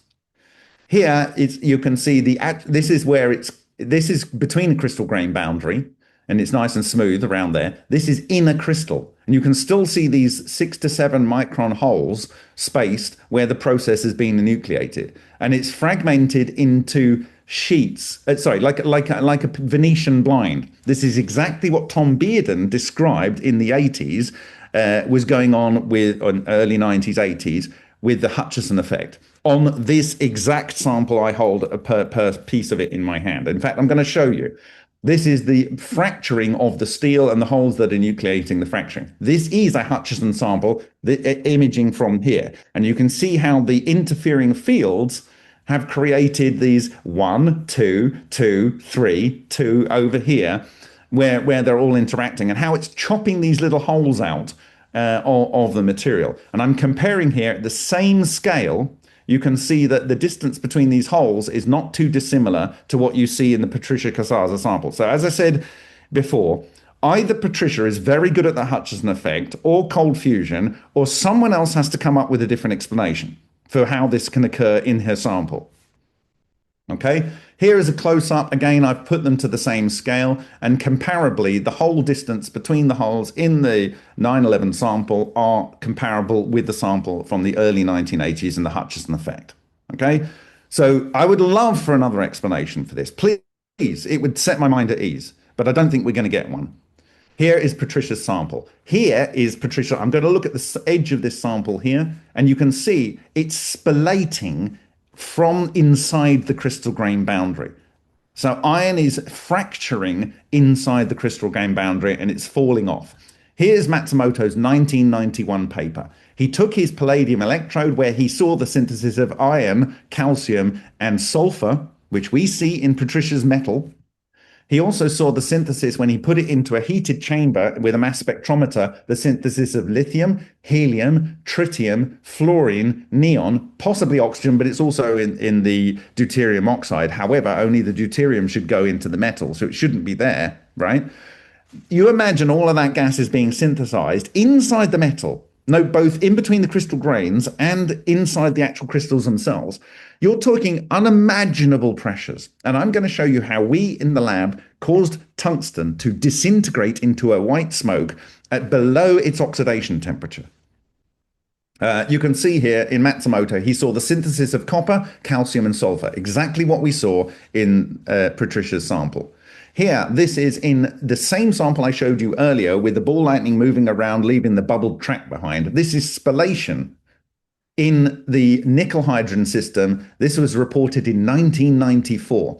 And it says, we found fluorine, sulfur, calcium, copper. The same things that are seen, sulfur, calcium, copper, we're seeing the same things synthesized in the metal from 9/11. Right, so this is a test we did with the Masa gas, which produces the same effect, and we did this in Japan in 2019. This is Roy Shinamasa here. This is the world's expert in ball lightning. I asked him to hold this tube with a face mask on the end before it became fashionable. Okay, it's 2019. I won't go into the whole experiment. This is what the slow motion looks like under the camera. It was only about 10 seconds long. This is the raw tungsten to start with. You can see that it's 2% doped tungsten welding rod. You can see that it has a bit of carbon, oxygen, and on the surface, okay? This is the affected material. It has these channels in which you see these spherical things that smash the tungsten apart, fragmenting it. And in every case, it has calcium, but it has all of these elements: carbon, oxygen, sodium, magnesium, aluminium, silicon, sulfur, calcium. Calcium, sulfur, oxygen, carbon, all the things we're seeing in the sample from Patricia Casaza. Here you can see it's the same kind of stellar synthesis process going on, calcium in every spot. The reason is calcium is the most likely product to form in this. Again, the same thing in this. Again, I do the reaction tables to show you how it occurs.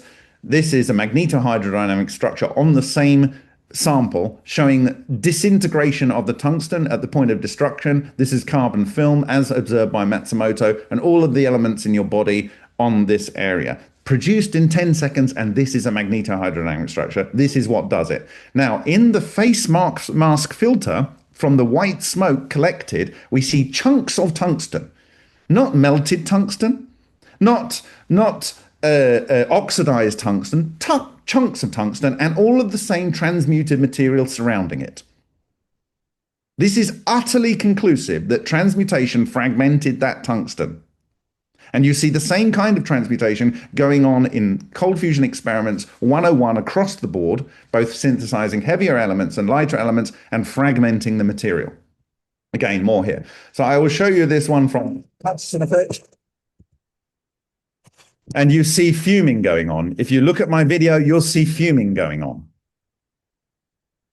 And it's collapsing the material because iron is ferromagnetic, and this is producing the most intense magnetic fields that is able to be produced by the universe. And the matter is being collapsed in on itself. Just pull it out of the... So my conclusion is iron-rich spheres are not reliable evidence for anything because of the production methods. The slag wall is known to produce in the cold fusion field iron-rich materials. You have to dismiss evidence on that basis. The second sample shows presence of the process hitherto only described in coherent energy transformations, formerly called LENR, formerly called cold fusion. Thank you, Stephen E. Jones. And the Hutchison effect. The process compromises structural materials. In the case of iron, metal is structurally compromised both in and between crystal grains. If it couldn't hold my finger pressure up, it can't hold 109 stories above it. Metal, particularly aluminium, aggregates and glass aggregates, that's concrete aggregates and glass, are fuel. In addition to gases, the remaining particles will dissipate widely in a light breeze. I calculated that some of the crystals that you can look at on that sample are 20, that I cracked in half with my finger pressure, are 20 by 20 by 40 microns. If that was pure iron, not the compromised iron, that would weigh 129 nanograms. If that was at a height of 1 meter, it would take minutes to reach the floor if there was zero air movement in your house. If it was outside with a 1.5 meter breeze, it would blow away with the breeze and never settle. What was observed by Martin Fleischmann and Stanley Pons in cold fusion in 1986 is exactly what we see in this sample. Process is superconducting, microball lining, and it persists after initiation. This is why you have to cover up the ground. In our experiments and in experiments in Russia, you can use any kind of photon and even daylight to re-excite these structures to destroy matter.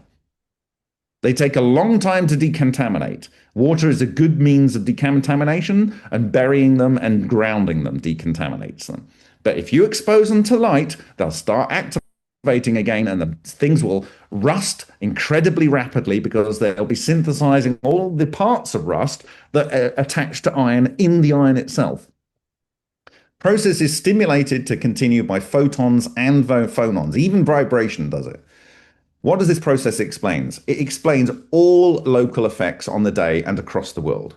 Because of the neutrinos that get pulled in, it affected radioatomic clocks all over the world, and it explains the work between 1988 and 1999 of Xu Wenju's team in China, where cesium-137 and strontium, cesium-137 and rubidium-87 atomic clocks, even in the historical record, showed during 3 body alignments, which gravitationally flux relic neutrinos, the time changes in those clocks. This is what happened all over the world. They think it's consciousness. The Global Consciousness Project said the time changes in the clocks because everyone was focused on it. No, it's because the actual thing doing the work is sucking the neutrino flux that normally is coming in from everywhere all at the same time towards the Earth based on the local gravitational aspects. And so it also, because of the intense magnetic effect that's going on in the process, that affected the magnetometers in Alaska. If you have a hypothesis for how 9/11 worked, and it does not explain the magnetometers or the radioatomic clocks around the world changing, it is not what did it. Flat out. This explains those two phenomena. One process, everything you see in the dust, everything you see on the day, everything you see afterwards, the smells people objectively felt when they went down there with that sense, and the things that occurred globally are explained by one thing. Everything else might have been going on that day, but in my view, it's unnecessary. It's overkill. It's the sleight of hand. Short and long-term effects, continued effects. Fuming, this was observed by Pons and Fleischmann, Amaza, with tungsten, those things that I've talked about or shown you. Anomalous fires, it produces an anomalous fire because the atoms come out of these structures. When this thing blows up and spits out the atoms, they have no electrons. And so they grab electrons from the environment, creating an ionization, which causes a glow. So you can have a literal non-molten piece of aluminium and it's glowing orange. It's not because it's hot. If you take aluminium and you raise it up to just below its melting point, still a solid, and you look at it in a very dark room, you can see it's glowing orange. If it's molten, you can heat it up and it's even glowing yellow or even white if it's 2000 degrees. Of course it is, if it hasn't already oxidized. But this process allows you to make metals to glow even when they're colder than ambient, because the structures come out and they have to suck those electrons in. Tritium observation is totally observed in this process. So if you do not have a theory that explains the observation of tritium synthesis, then it's not a theory that was what really was going on. And missing aluminium and glass, there are a few fragments of reinforced glass in the central exhibit in the 9/11 Museum in New York. Up until I saw those, I didn't know that the report was there's no glass. No one saw any glass. They saw no ceramics from all of the toilets and the bathrooms. They saw no metal filing cabinets, but they did find paper that was in the magnetic in the filing cabinet that was in Ben and Jerry's underground. But the coins were fused together that all melt at different melting point temperatures. Paper does not get affected by this because it's not a conductor, and it has a lot of carbon in, and carbon causes decoherence in these structures. So with that, I commend my presentation to you guys, and I welcome your questions if there is time. Well, I'm willing to go another half hour. Thank you, Bob, for all of that detailed information. I'm going to need to probably get some expert consultation to understand some of it, and we'll do some homework of my own. I have a few basic questions for you, but I'll have more detailed questions for you later. I'd like to ask just a few big picture questions now, and then try to get once around the room for one question from each person here, and we'll see, and then end at about 7 o'clock Eastern, if that's okay with you. Perfect. So have you already published basically what you're telling us in this presentation somewhere? I have been showing how this process works for nearly 9.5 years. I'm referring to the historical record for how this works. When I publish my work, I always refer to the journal articles or the science of this field. And I always credit the originator as much as I can of the first observation of these phenomena. So yes, and then anyone in the world right now of any skill level, even my children with a basic tablet, can zoom around that sample and look at many of the things that I've discussed today, and all of the analysis slides are linked to the actual point on the microscope slide. So, Bob, let me interrupt you just for a second. Appreciate all that explanation. I can make my question a little more precise.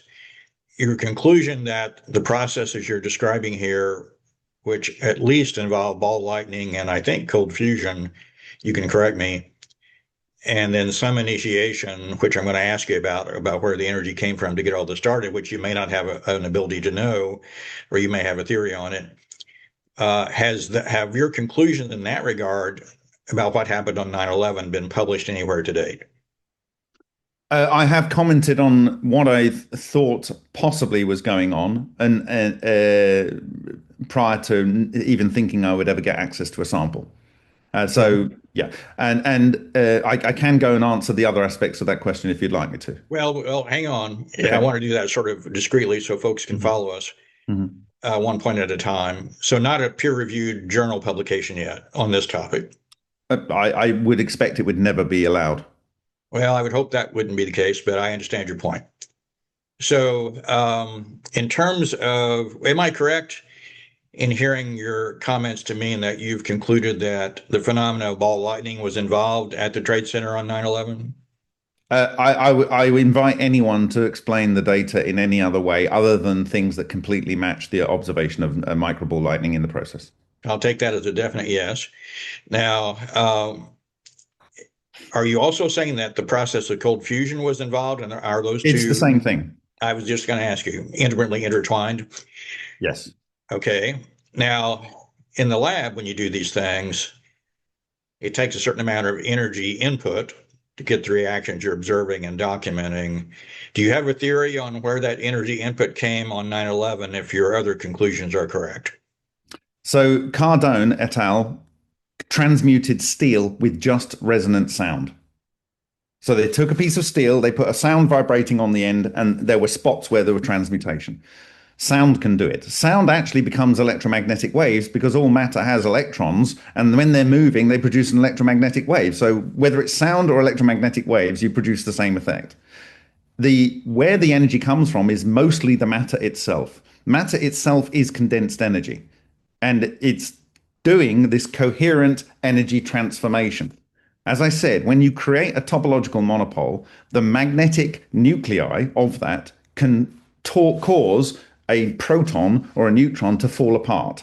When you get that, the space that occupies collapses, and you get all of the vacuum energy from that, which gives you 938 million electron volts from one neutron. Can I put that into Bob, pardon my context? interruption. You're giving me the process after it initiates.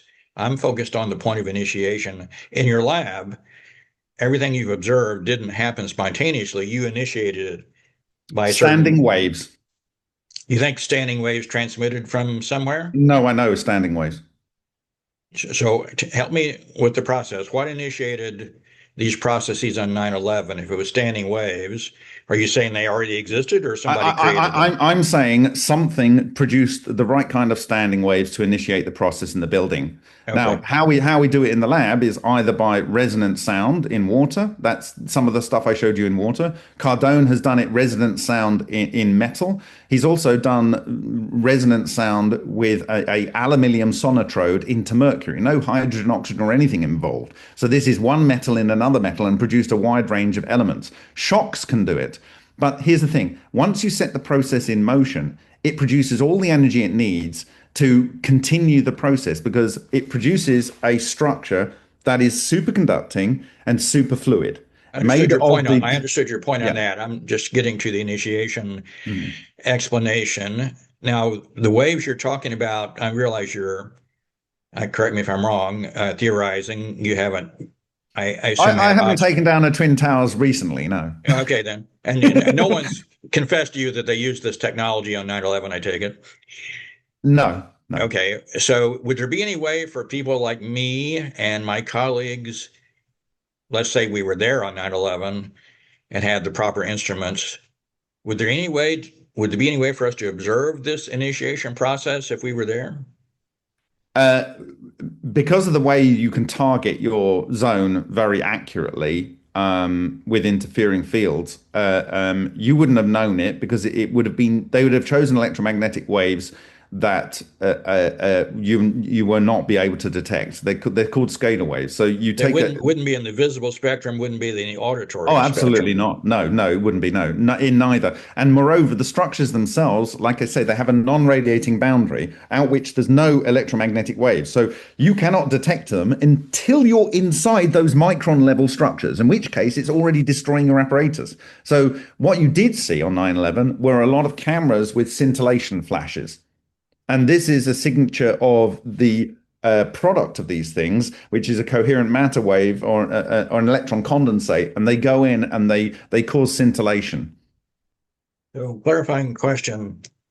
I don't know a whole lot about directed energy yet. I've done a little research on it, and there are different types. Some of which this isn't about packaging energy and sending it somewhere else. This is about invoking a state. I understand. I mean, there are other folks who have other theories of what happened.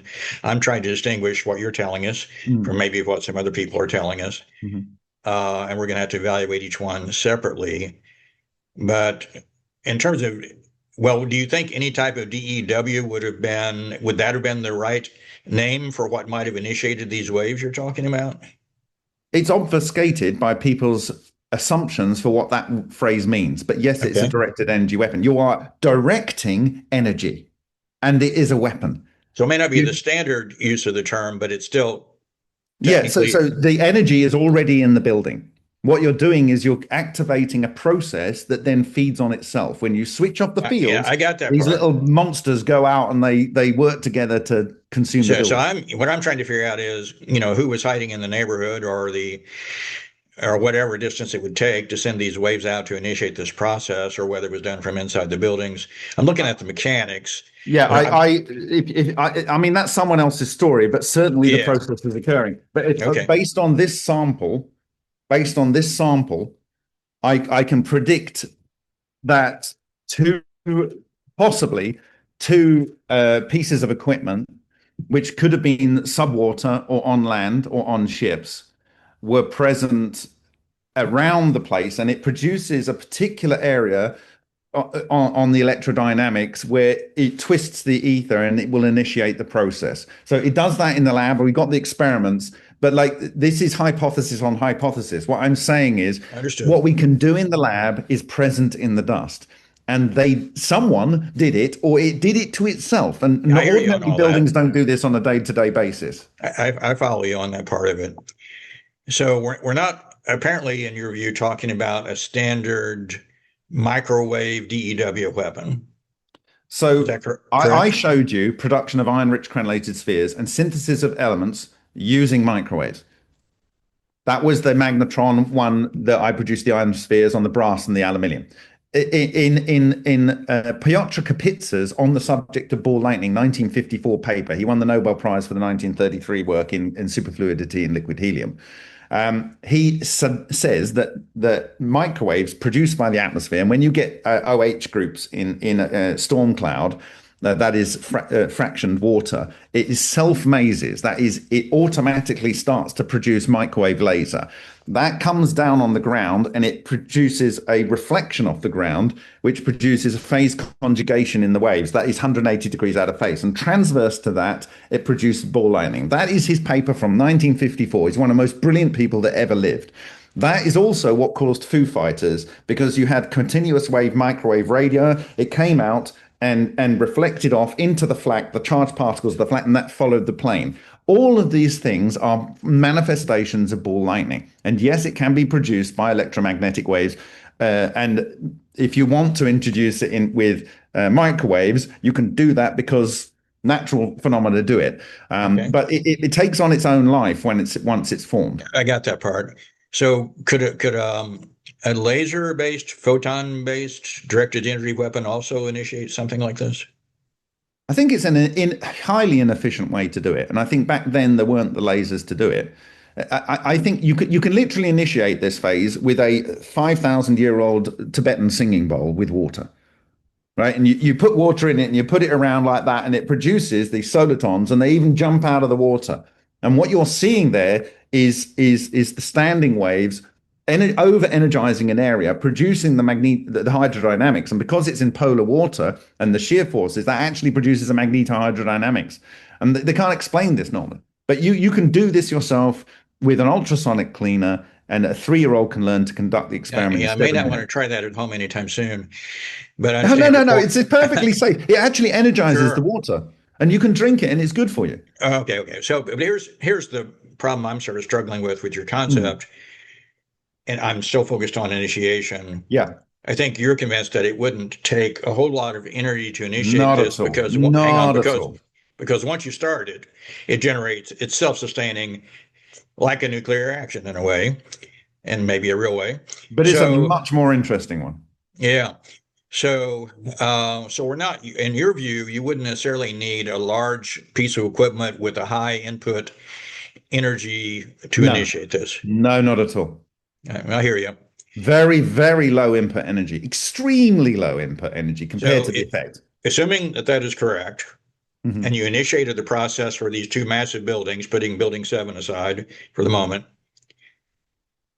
how long would it take, if the initial energy wasn't massive, for the self-sustaining energy process to destroy those two huge buildings? Any idea? I'll give an example of brilliant light power. They had these devices which were clearly producing the effects that I'm talking about, and they had a tungsten electrode that basically disappeared. David Hudson, when he was trying to take Ormus in the 1980s, he had a 1-inch thick electrode going into a copper bowl in a arc furnace.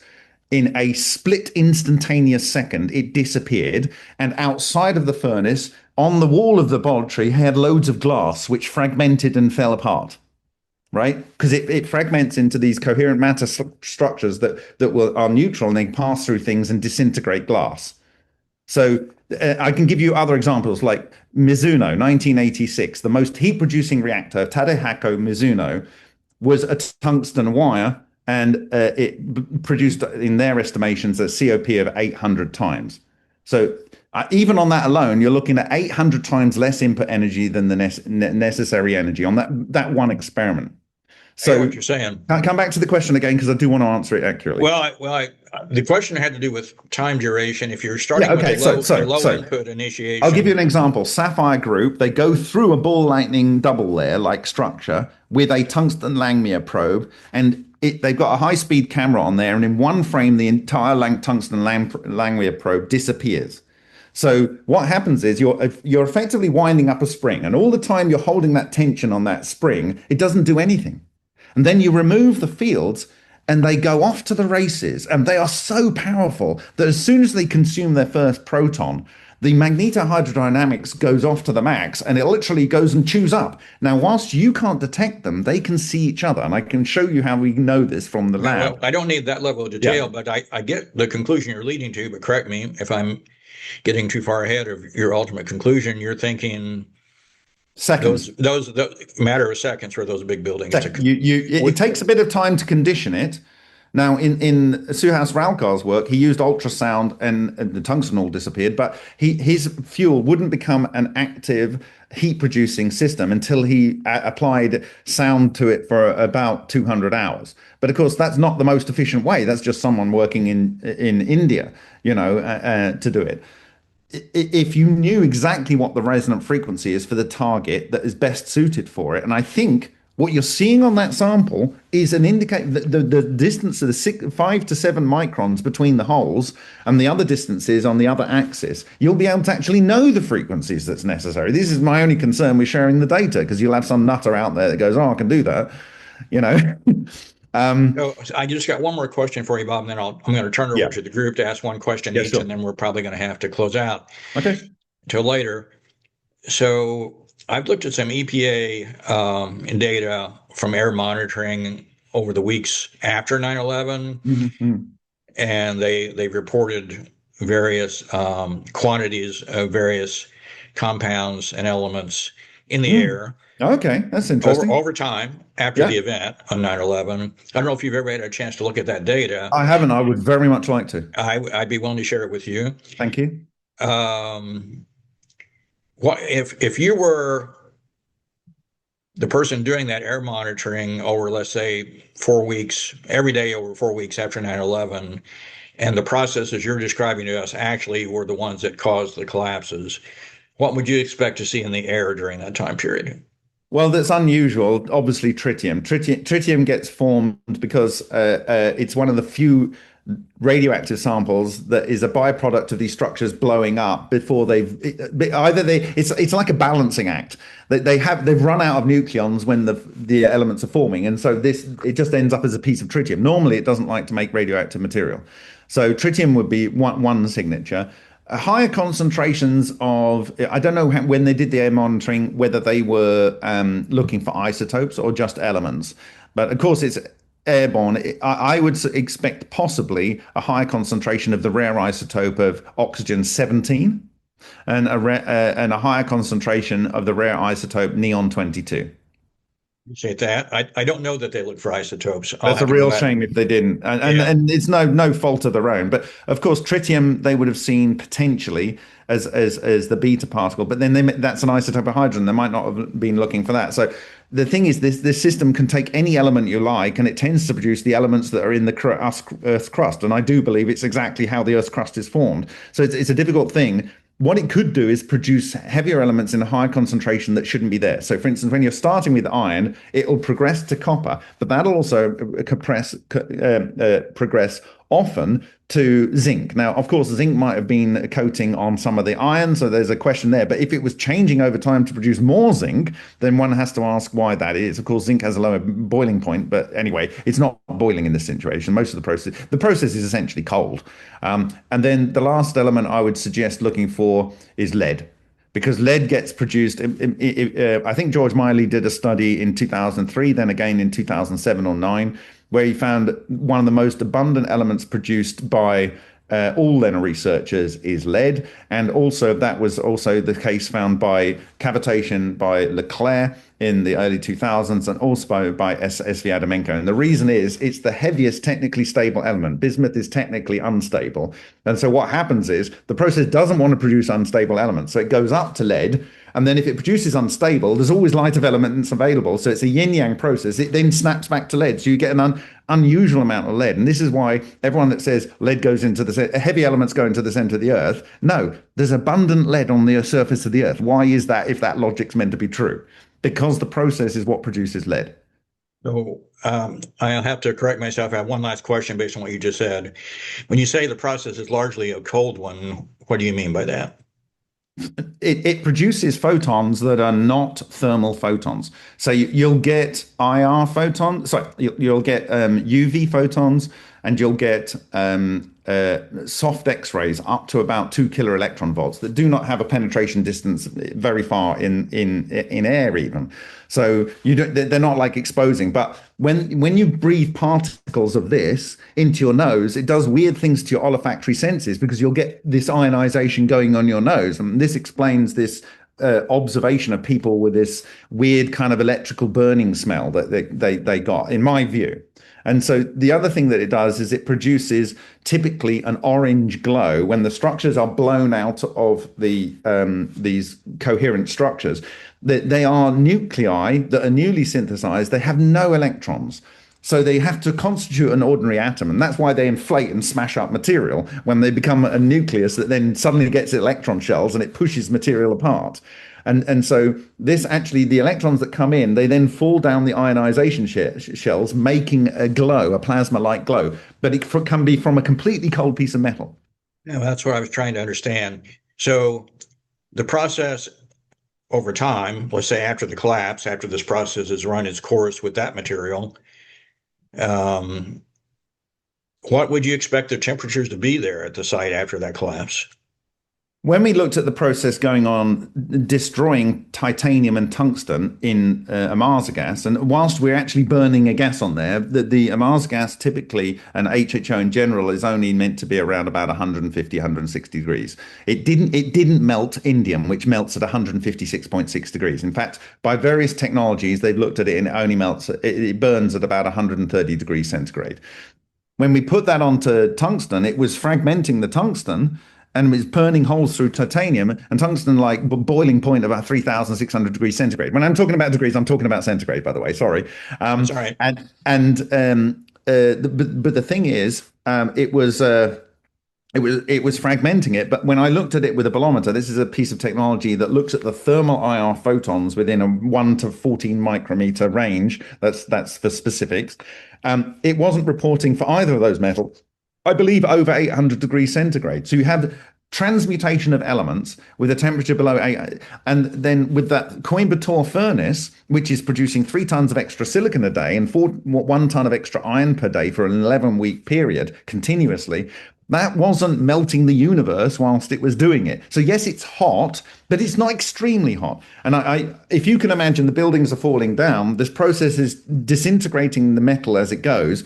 There is hot stuff from the fires, and that will loft if these particles are lofted by basically no air movement at all, just normal convection will lift them off into the sky as observed. I appreciate all that. I'm going to go to our broader audience, and I want to remind everybody we have a few minutes left. I'll allow everyone to ask one question if Bob stays with us. Yep. But ask a question. I don't want a preamble that makes your point of view or a speech. I just want you to ask a question. If you don't have a question, put your hand down. So, Barbara, if you have a question, ask your question. Okay, can I be heard okay? Yeah, I can hear. Yeah, hi, Bob. Thank you so much. Hi, Barbara. I feel like I'm experiencing a lecture in high-tech alchemy here. It is alchemy, is and what it is it what is. alchemy is. Yes, that's what it is. That Yeah. literally, Yeah. creating elements out of other elements. Okay. Yeah. So please allow me two parts to my question because they get to the same major question. I'm okay with time, so. Okay. Okay, make it as concise as you can, though. I will, Mick. I have 4 lines of text here. Okay, this is a very important question. All right. You did say that at some point in your presentation, if there's one main takeaway, and this could be almost verbatim, I tried to write it down. The process we're talking about, whatever you want to call it, produces hollow microspheres with polygonal holes. So this is the first part of my question. There's a second part. The first part of the question is, all right, so do you happen to know, have you looked at the Harrett, Stephen Jones et al. Paper? There Yes. are images of microspheres, iron-rich microspheres. Are they in fact hollow with polygonal holes? Because if they are I not, don't know because So hang on, the Barbara. quality of the SEMs is very poor, and they don't show the SEMs with color macro photography. So you can't disambiguate between shots which are clearly replete. The sample is replete with those and ordinary iron spheres. And also, even in that SEM that I show you, you can see one of these shots with splats of iron on it. So you can't even consider them really, in my view. oh, Go ahead, okay. Barbara. In other words, the bottom line of the answer to that question, I believe, is you don't know.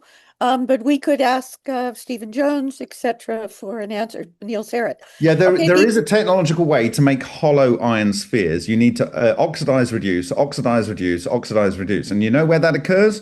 In the top of blast furnaces. Okay. Well, the other part of my question, and this is really the other side of the coin, because we do need to ask that question of Niels Harrett, Stephen Jones et al.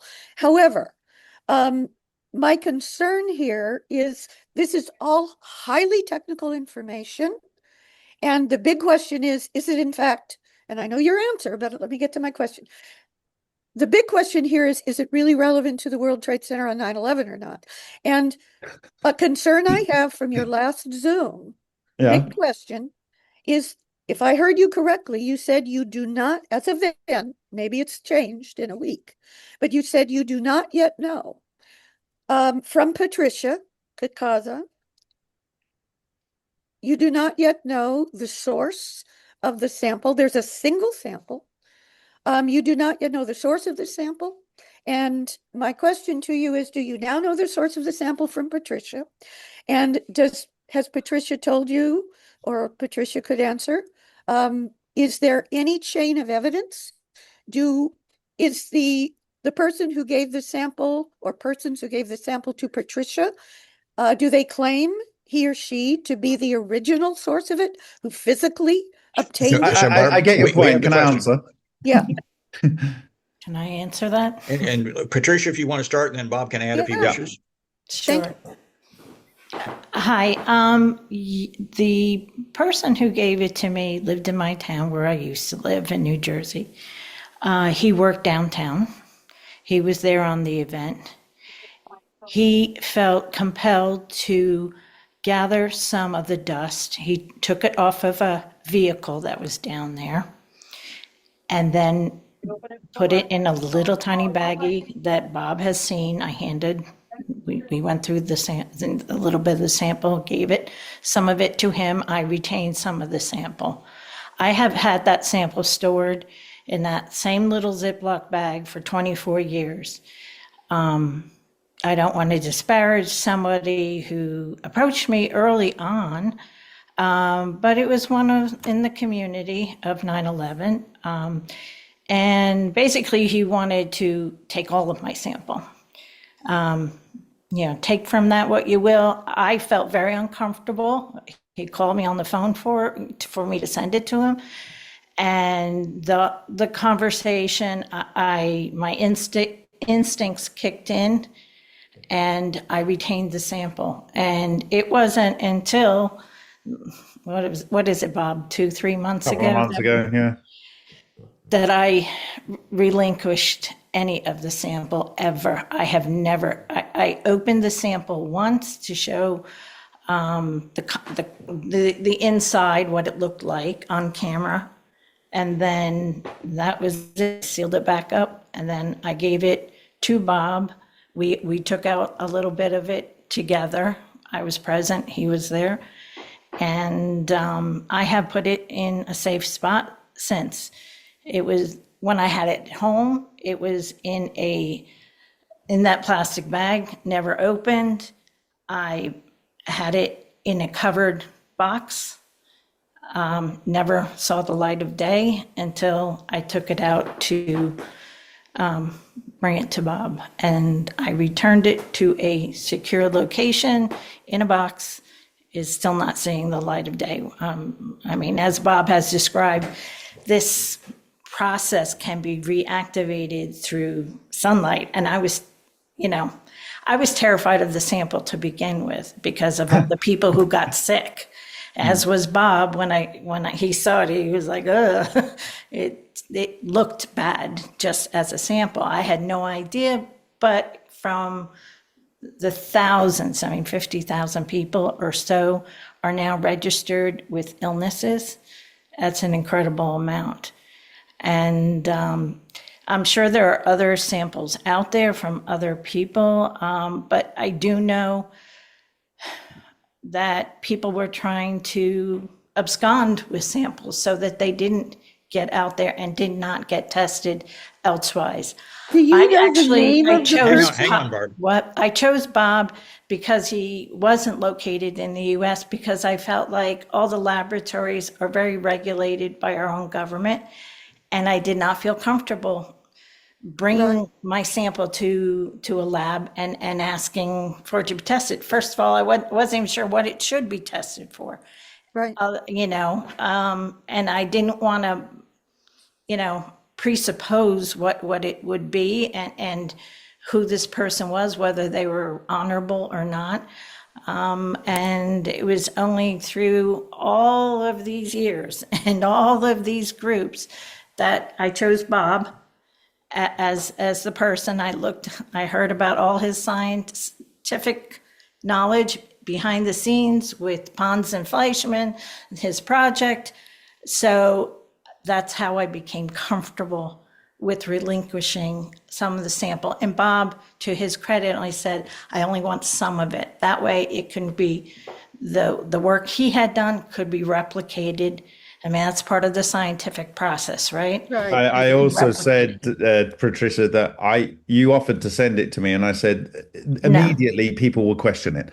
So I said the only way this is going to work is if I come to you and you physically hand it to me. Exactly. So I went to a lot of trouble to come and see you, and thank you. You took a lot of trouble to come and see me, and we did a handoff. So as far as we know, it's gone from the person that collected it to you to me. Everyone's been in view of the same baggie. And as I said, I didn't want any questions about what I was seeing in the dust.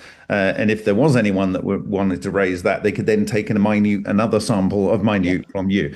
Now, actually answering your question, Barbara, more specifically, for me, and in fact, I almost can't remember what you asked, but anyway, no, it's not your fault, Patricia. Sorry. Yeah, can you just repeat the core question? Because Well, from my I can help you with that, Bob. thank you. Hang on, Barbara. Barbara, we don't have time for this. I just want to know if Patricia knows the name. Oh, absolutely. I'm trying to contact him. I understand he's also sick from being down at Ground Zero. Sorry to hear that. So Thank you. yeah. So, Barbara, thank you for your questions. It was about chain of custody, Bob, and I think between Patricia and you've answered it. So I appreciate that. I want to go to other folks who have been patiently waiting, and I don't want to go too late. In terms of provenance from the building, it does have the slag wool that the building had. It has attached to that slag wool particles that are of the class of fibers that are like chrysotile size for asbestos. The iron-rich crenellated spheres and the spheres in general match the size profile and statistics as published in the NIST report. And so I think it's extremely unlikely that someone could get the right kind of mix of stuff together that would end up looking exactly like the stuff NIST looked at. But it is possible. Anything's possible. Yeah. anything. I would agree with Bob that that would be unlikely. Gene and Sandra, you're next. Thank you. Thanks, Bob, for doing that. A pleasure. Want to say I'm not opposed that it's a mechanism, this technology you speak of, that it was a mechanism in bringing down the towers, but I don't So, think Gene, we want a question. We don't want a speech. Yeah, they got to too, and it's just one statement saying I don't think it's the sole mechanism. That's all I wanted to say.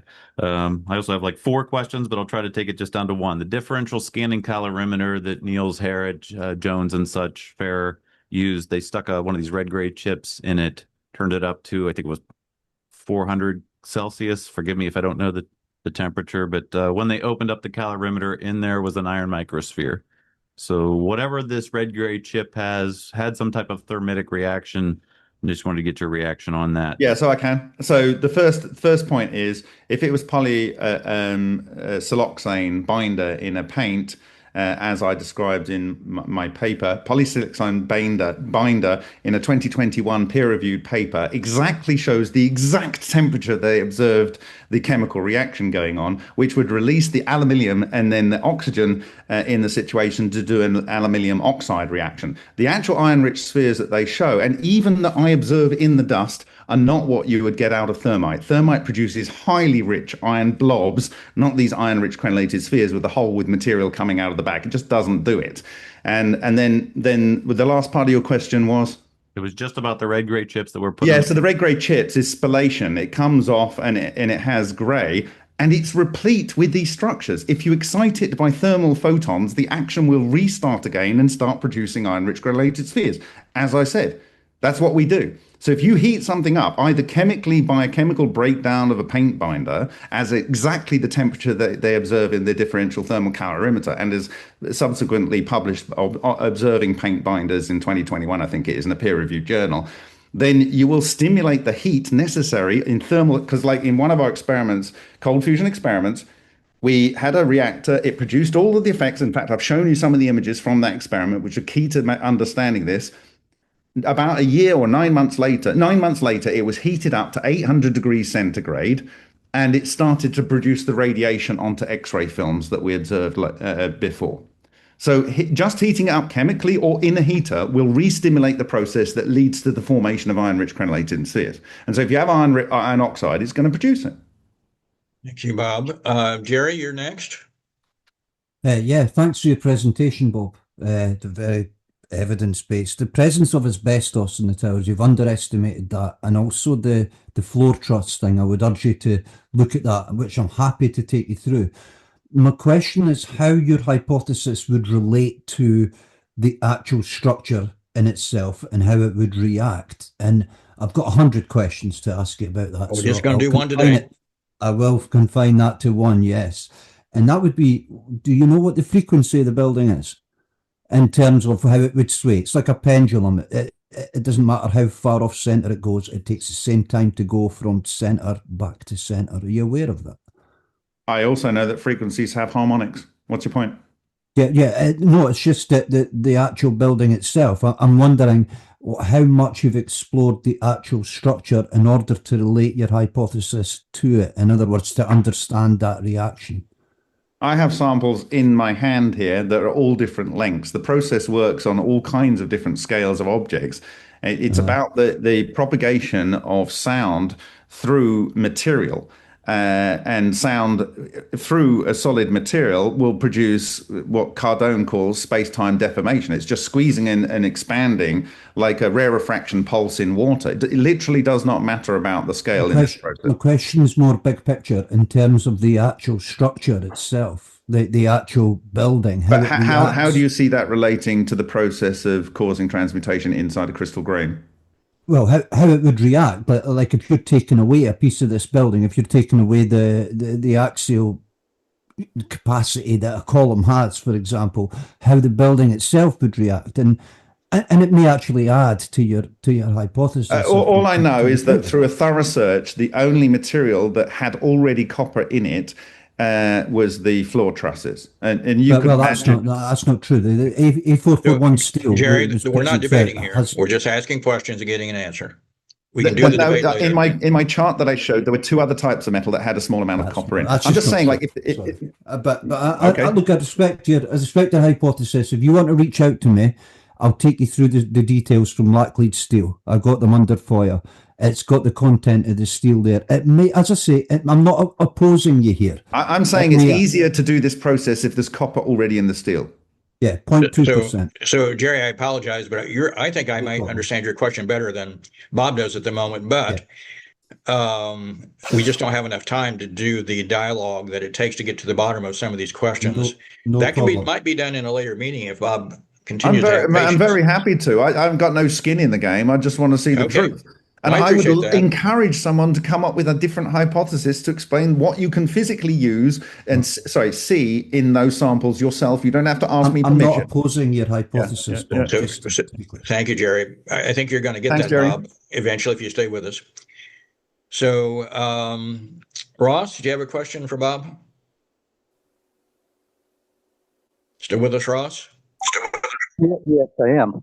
I do. A quick question. Two questions quickly. So right, you're just doing one, Ross. You're just doing one question. Pick your question. Okay. So the people that proffered this job, that were in power, that contracted the job, they would have wanted a fail-safe method that was tested and thoroughly tested, and that could be shown to be very reliable as a process. Have you thought of an on-site testing regime that could have been done on site at the World Trade Center to prove to these people that it was going to work on that day at that time? Have you thought of a testing regime? Sorry, you're asking me to second guess how someone would have verified whether the buildings that fell down actually fell down through their technology. Whether their process would have worked to bring the buildings down. Okay, I'm taking Mick's version. Sorry. So Ross, I'm going to repeat your question, and then you can correct me if I'm wrong. But I think you're asking whether there was a way the wrongdoers could have tested their plan to use this technology that Bob has described to bring these buildings down by doing some sort of test in advance on site to see if they had a good, reliable method that would actually work on 9/11. Is that the gist of your question, Ross? Yeah, that's exactly. Okay. All right. So I can send you a link on Amazon. You can buy an ultrasonic cleaner, use some Reynolds wrap, use some water, and I guarantee you it will produce these yin-yang structures, and it will synthesize both heavier and lighter elements. So me, as a researcher in this field, I can guarantee that what I do will work every time, everywhere, all of the time. So if you've got a technology that you've proven on some test site will take down a metal structure and a metal and glass structure, or a metal, glass and silicon and aluminosilicates, i.e. concrete and concrete aggregates structure, you will know 100% this will work every time you apply it. And if you know that if you get stuff into the kill box and the thing dies, that everything that falls into those kill box will always die. So yes, 100%, the people that deployed this knew absolutely it would work, in the same way that I can get you and your 3-year-old child, if you have one, to run this experiment in 7 minutes, which shows the process in action. So we'll take that as, in terms of answer to Ross's question, that Bob is convinced the technology would work and believes that anyone who has studied it would know that it would work and could configure it in a way that it would bring down the buildings on 9/11. That's how I read the answer. Yeah. So Mike, you're next. Do you have a question? Yes, Bob. Thank you for being here today. This is very interesting. I would like to know what exact materials you have been able to definitively identify in the dust provided by Patricia Casaza. Could you go down the list? And materials like iron, aluminum, copper, whatever, it's dust. You always see everything. in terms of elements, you typically see in dust most of the stuff that is in rock, and that's because if you go and look at elemental ratios in the Earth's crust, it has a very specific profile. And since the building was built, Okay, let's answer your question specifically. There is extremely precise evidence of gypsum, that is calcium sulfate, in the ratio of calcium sulfate. Gypsum is known to have been used in the building. 100% certainly it's in there, and I make reference to it on the thing that you can go and look for free right now. Secondly, there is absolutely certainly the type of and the class of slag wool used in the insulation of the metal beams. Attached to that slag wool is a matrix in which what appears to be and is the class of asbestos fibers that were used in the buildings, in my view. Then there is iron chunks, and the iron chunks sometimes are attached to a little bit of paint, and the paint sometimes has titanium in it in a ratio, and you can see it's the actual grey bit where it's spoiled off the iron itself. So we have definite chunks of iron which are compromised. We have definite signatures of slag wool, of binder, of asbestos, of gypsum, and that is the bulk of the material, which looks like a fragmented building. What about all the cladding that covered the exterior? That was aluminum, correct? Yeah, you see, that is the most extraordinary thing about this process. And that is why I'm even more convinced it is this process, because aluminium, as I said in my speech earlier, is the most effective material, and it's the most effective fuel for this process. Right? It fuels the fire. It's literally the fuel. Yeah. Yes. Okay. But, yeah. So that and it leads to the formation of iron-rich crenellated microspheres. You get two iron-27 aluminium fused to iron-54, and it produces a ridiculous amount of energy. So the fact that aluminum cladding it was missing is very telling, in since it was the fuel. Yeah, I don't see much aluminum cladding in the pile. I think Bob's answered that question there, Mike. Yeah. Appreciate your question. Bob. Sorry, we're short on time. That's okay.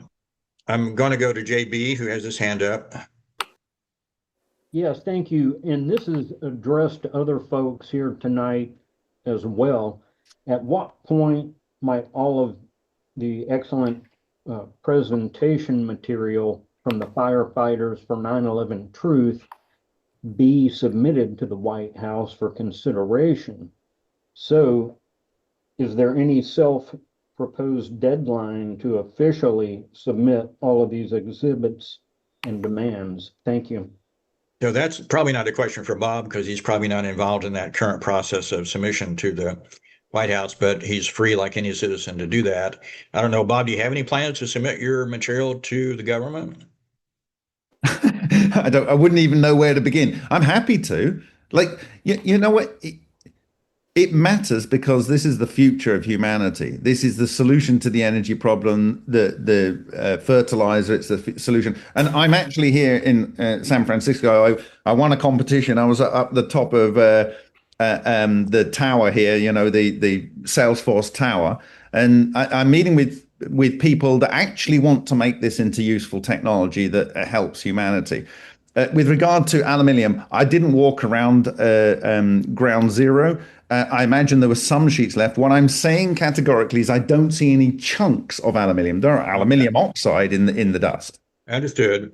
Yep. So JB, on your questions, Bob is probably not the best person to answer it as you ask it, but just so you know, the group I'm working with to draft the new report to Congress, which may or may not be what you're asking about, there is a goal of getting that report in Congress's hands before the 25th anniversary, the anniversary coming up on September 11th.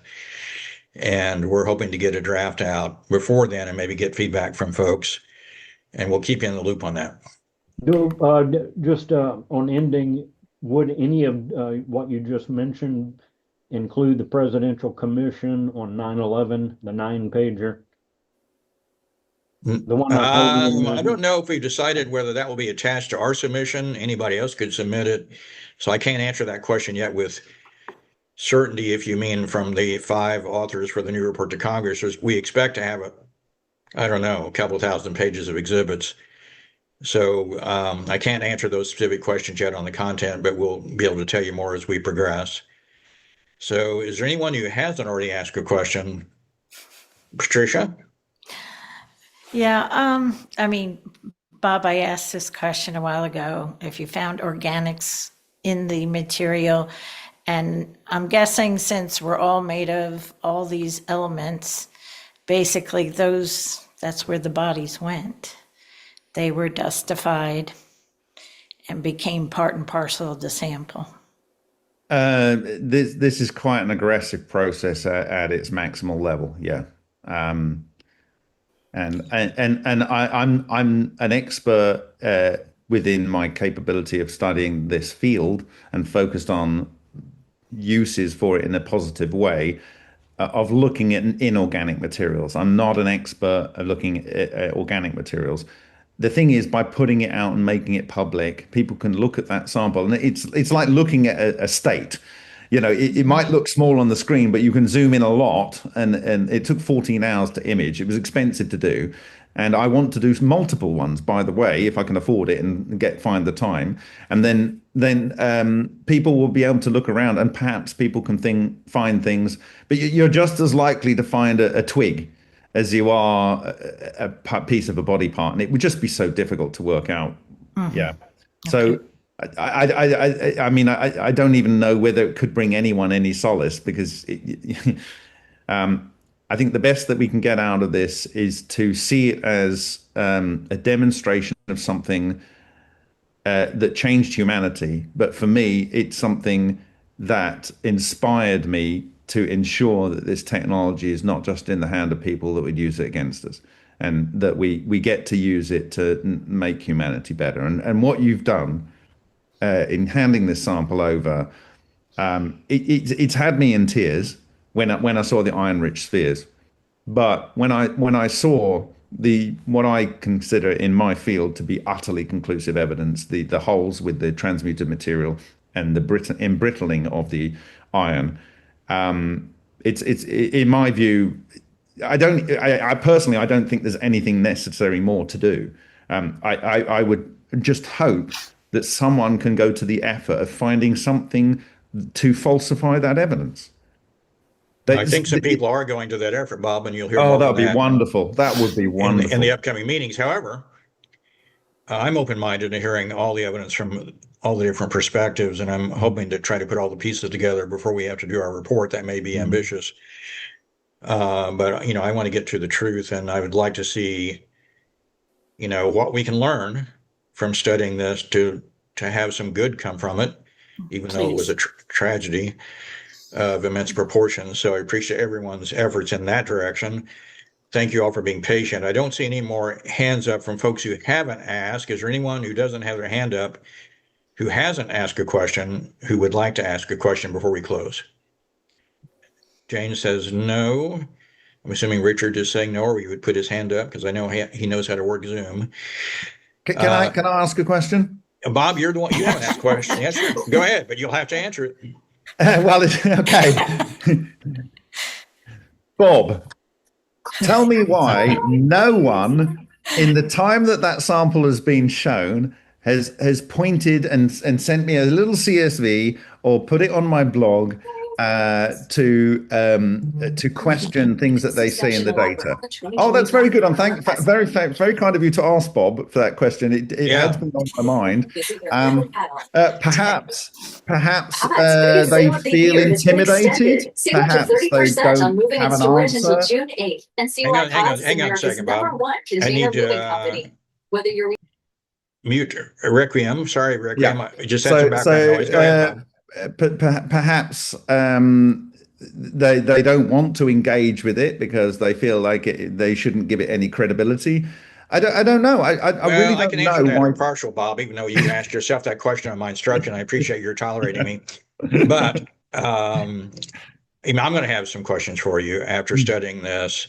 I think next week, when we hear from Richard Gage, you'll probably get some feedback on his view and what you presented. This is relatively new to me, your work. And there are some other folks who've taken approaches that, I've already had formed questions on, but I really wanted to hear your presentation before I decided even what questions I had. And it's fascinating science. I will say that. It's amazing. So I'm interested in looking at it for purposes other than 9/11. Yeah. But I will have some questions for you regarding 9/11, and we'll just see. Hopefully, we'll have enough time and patience for everyone to work through those.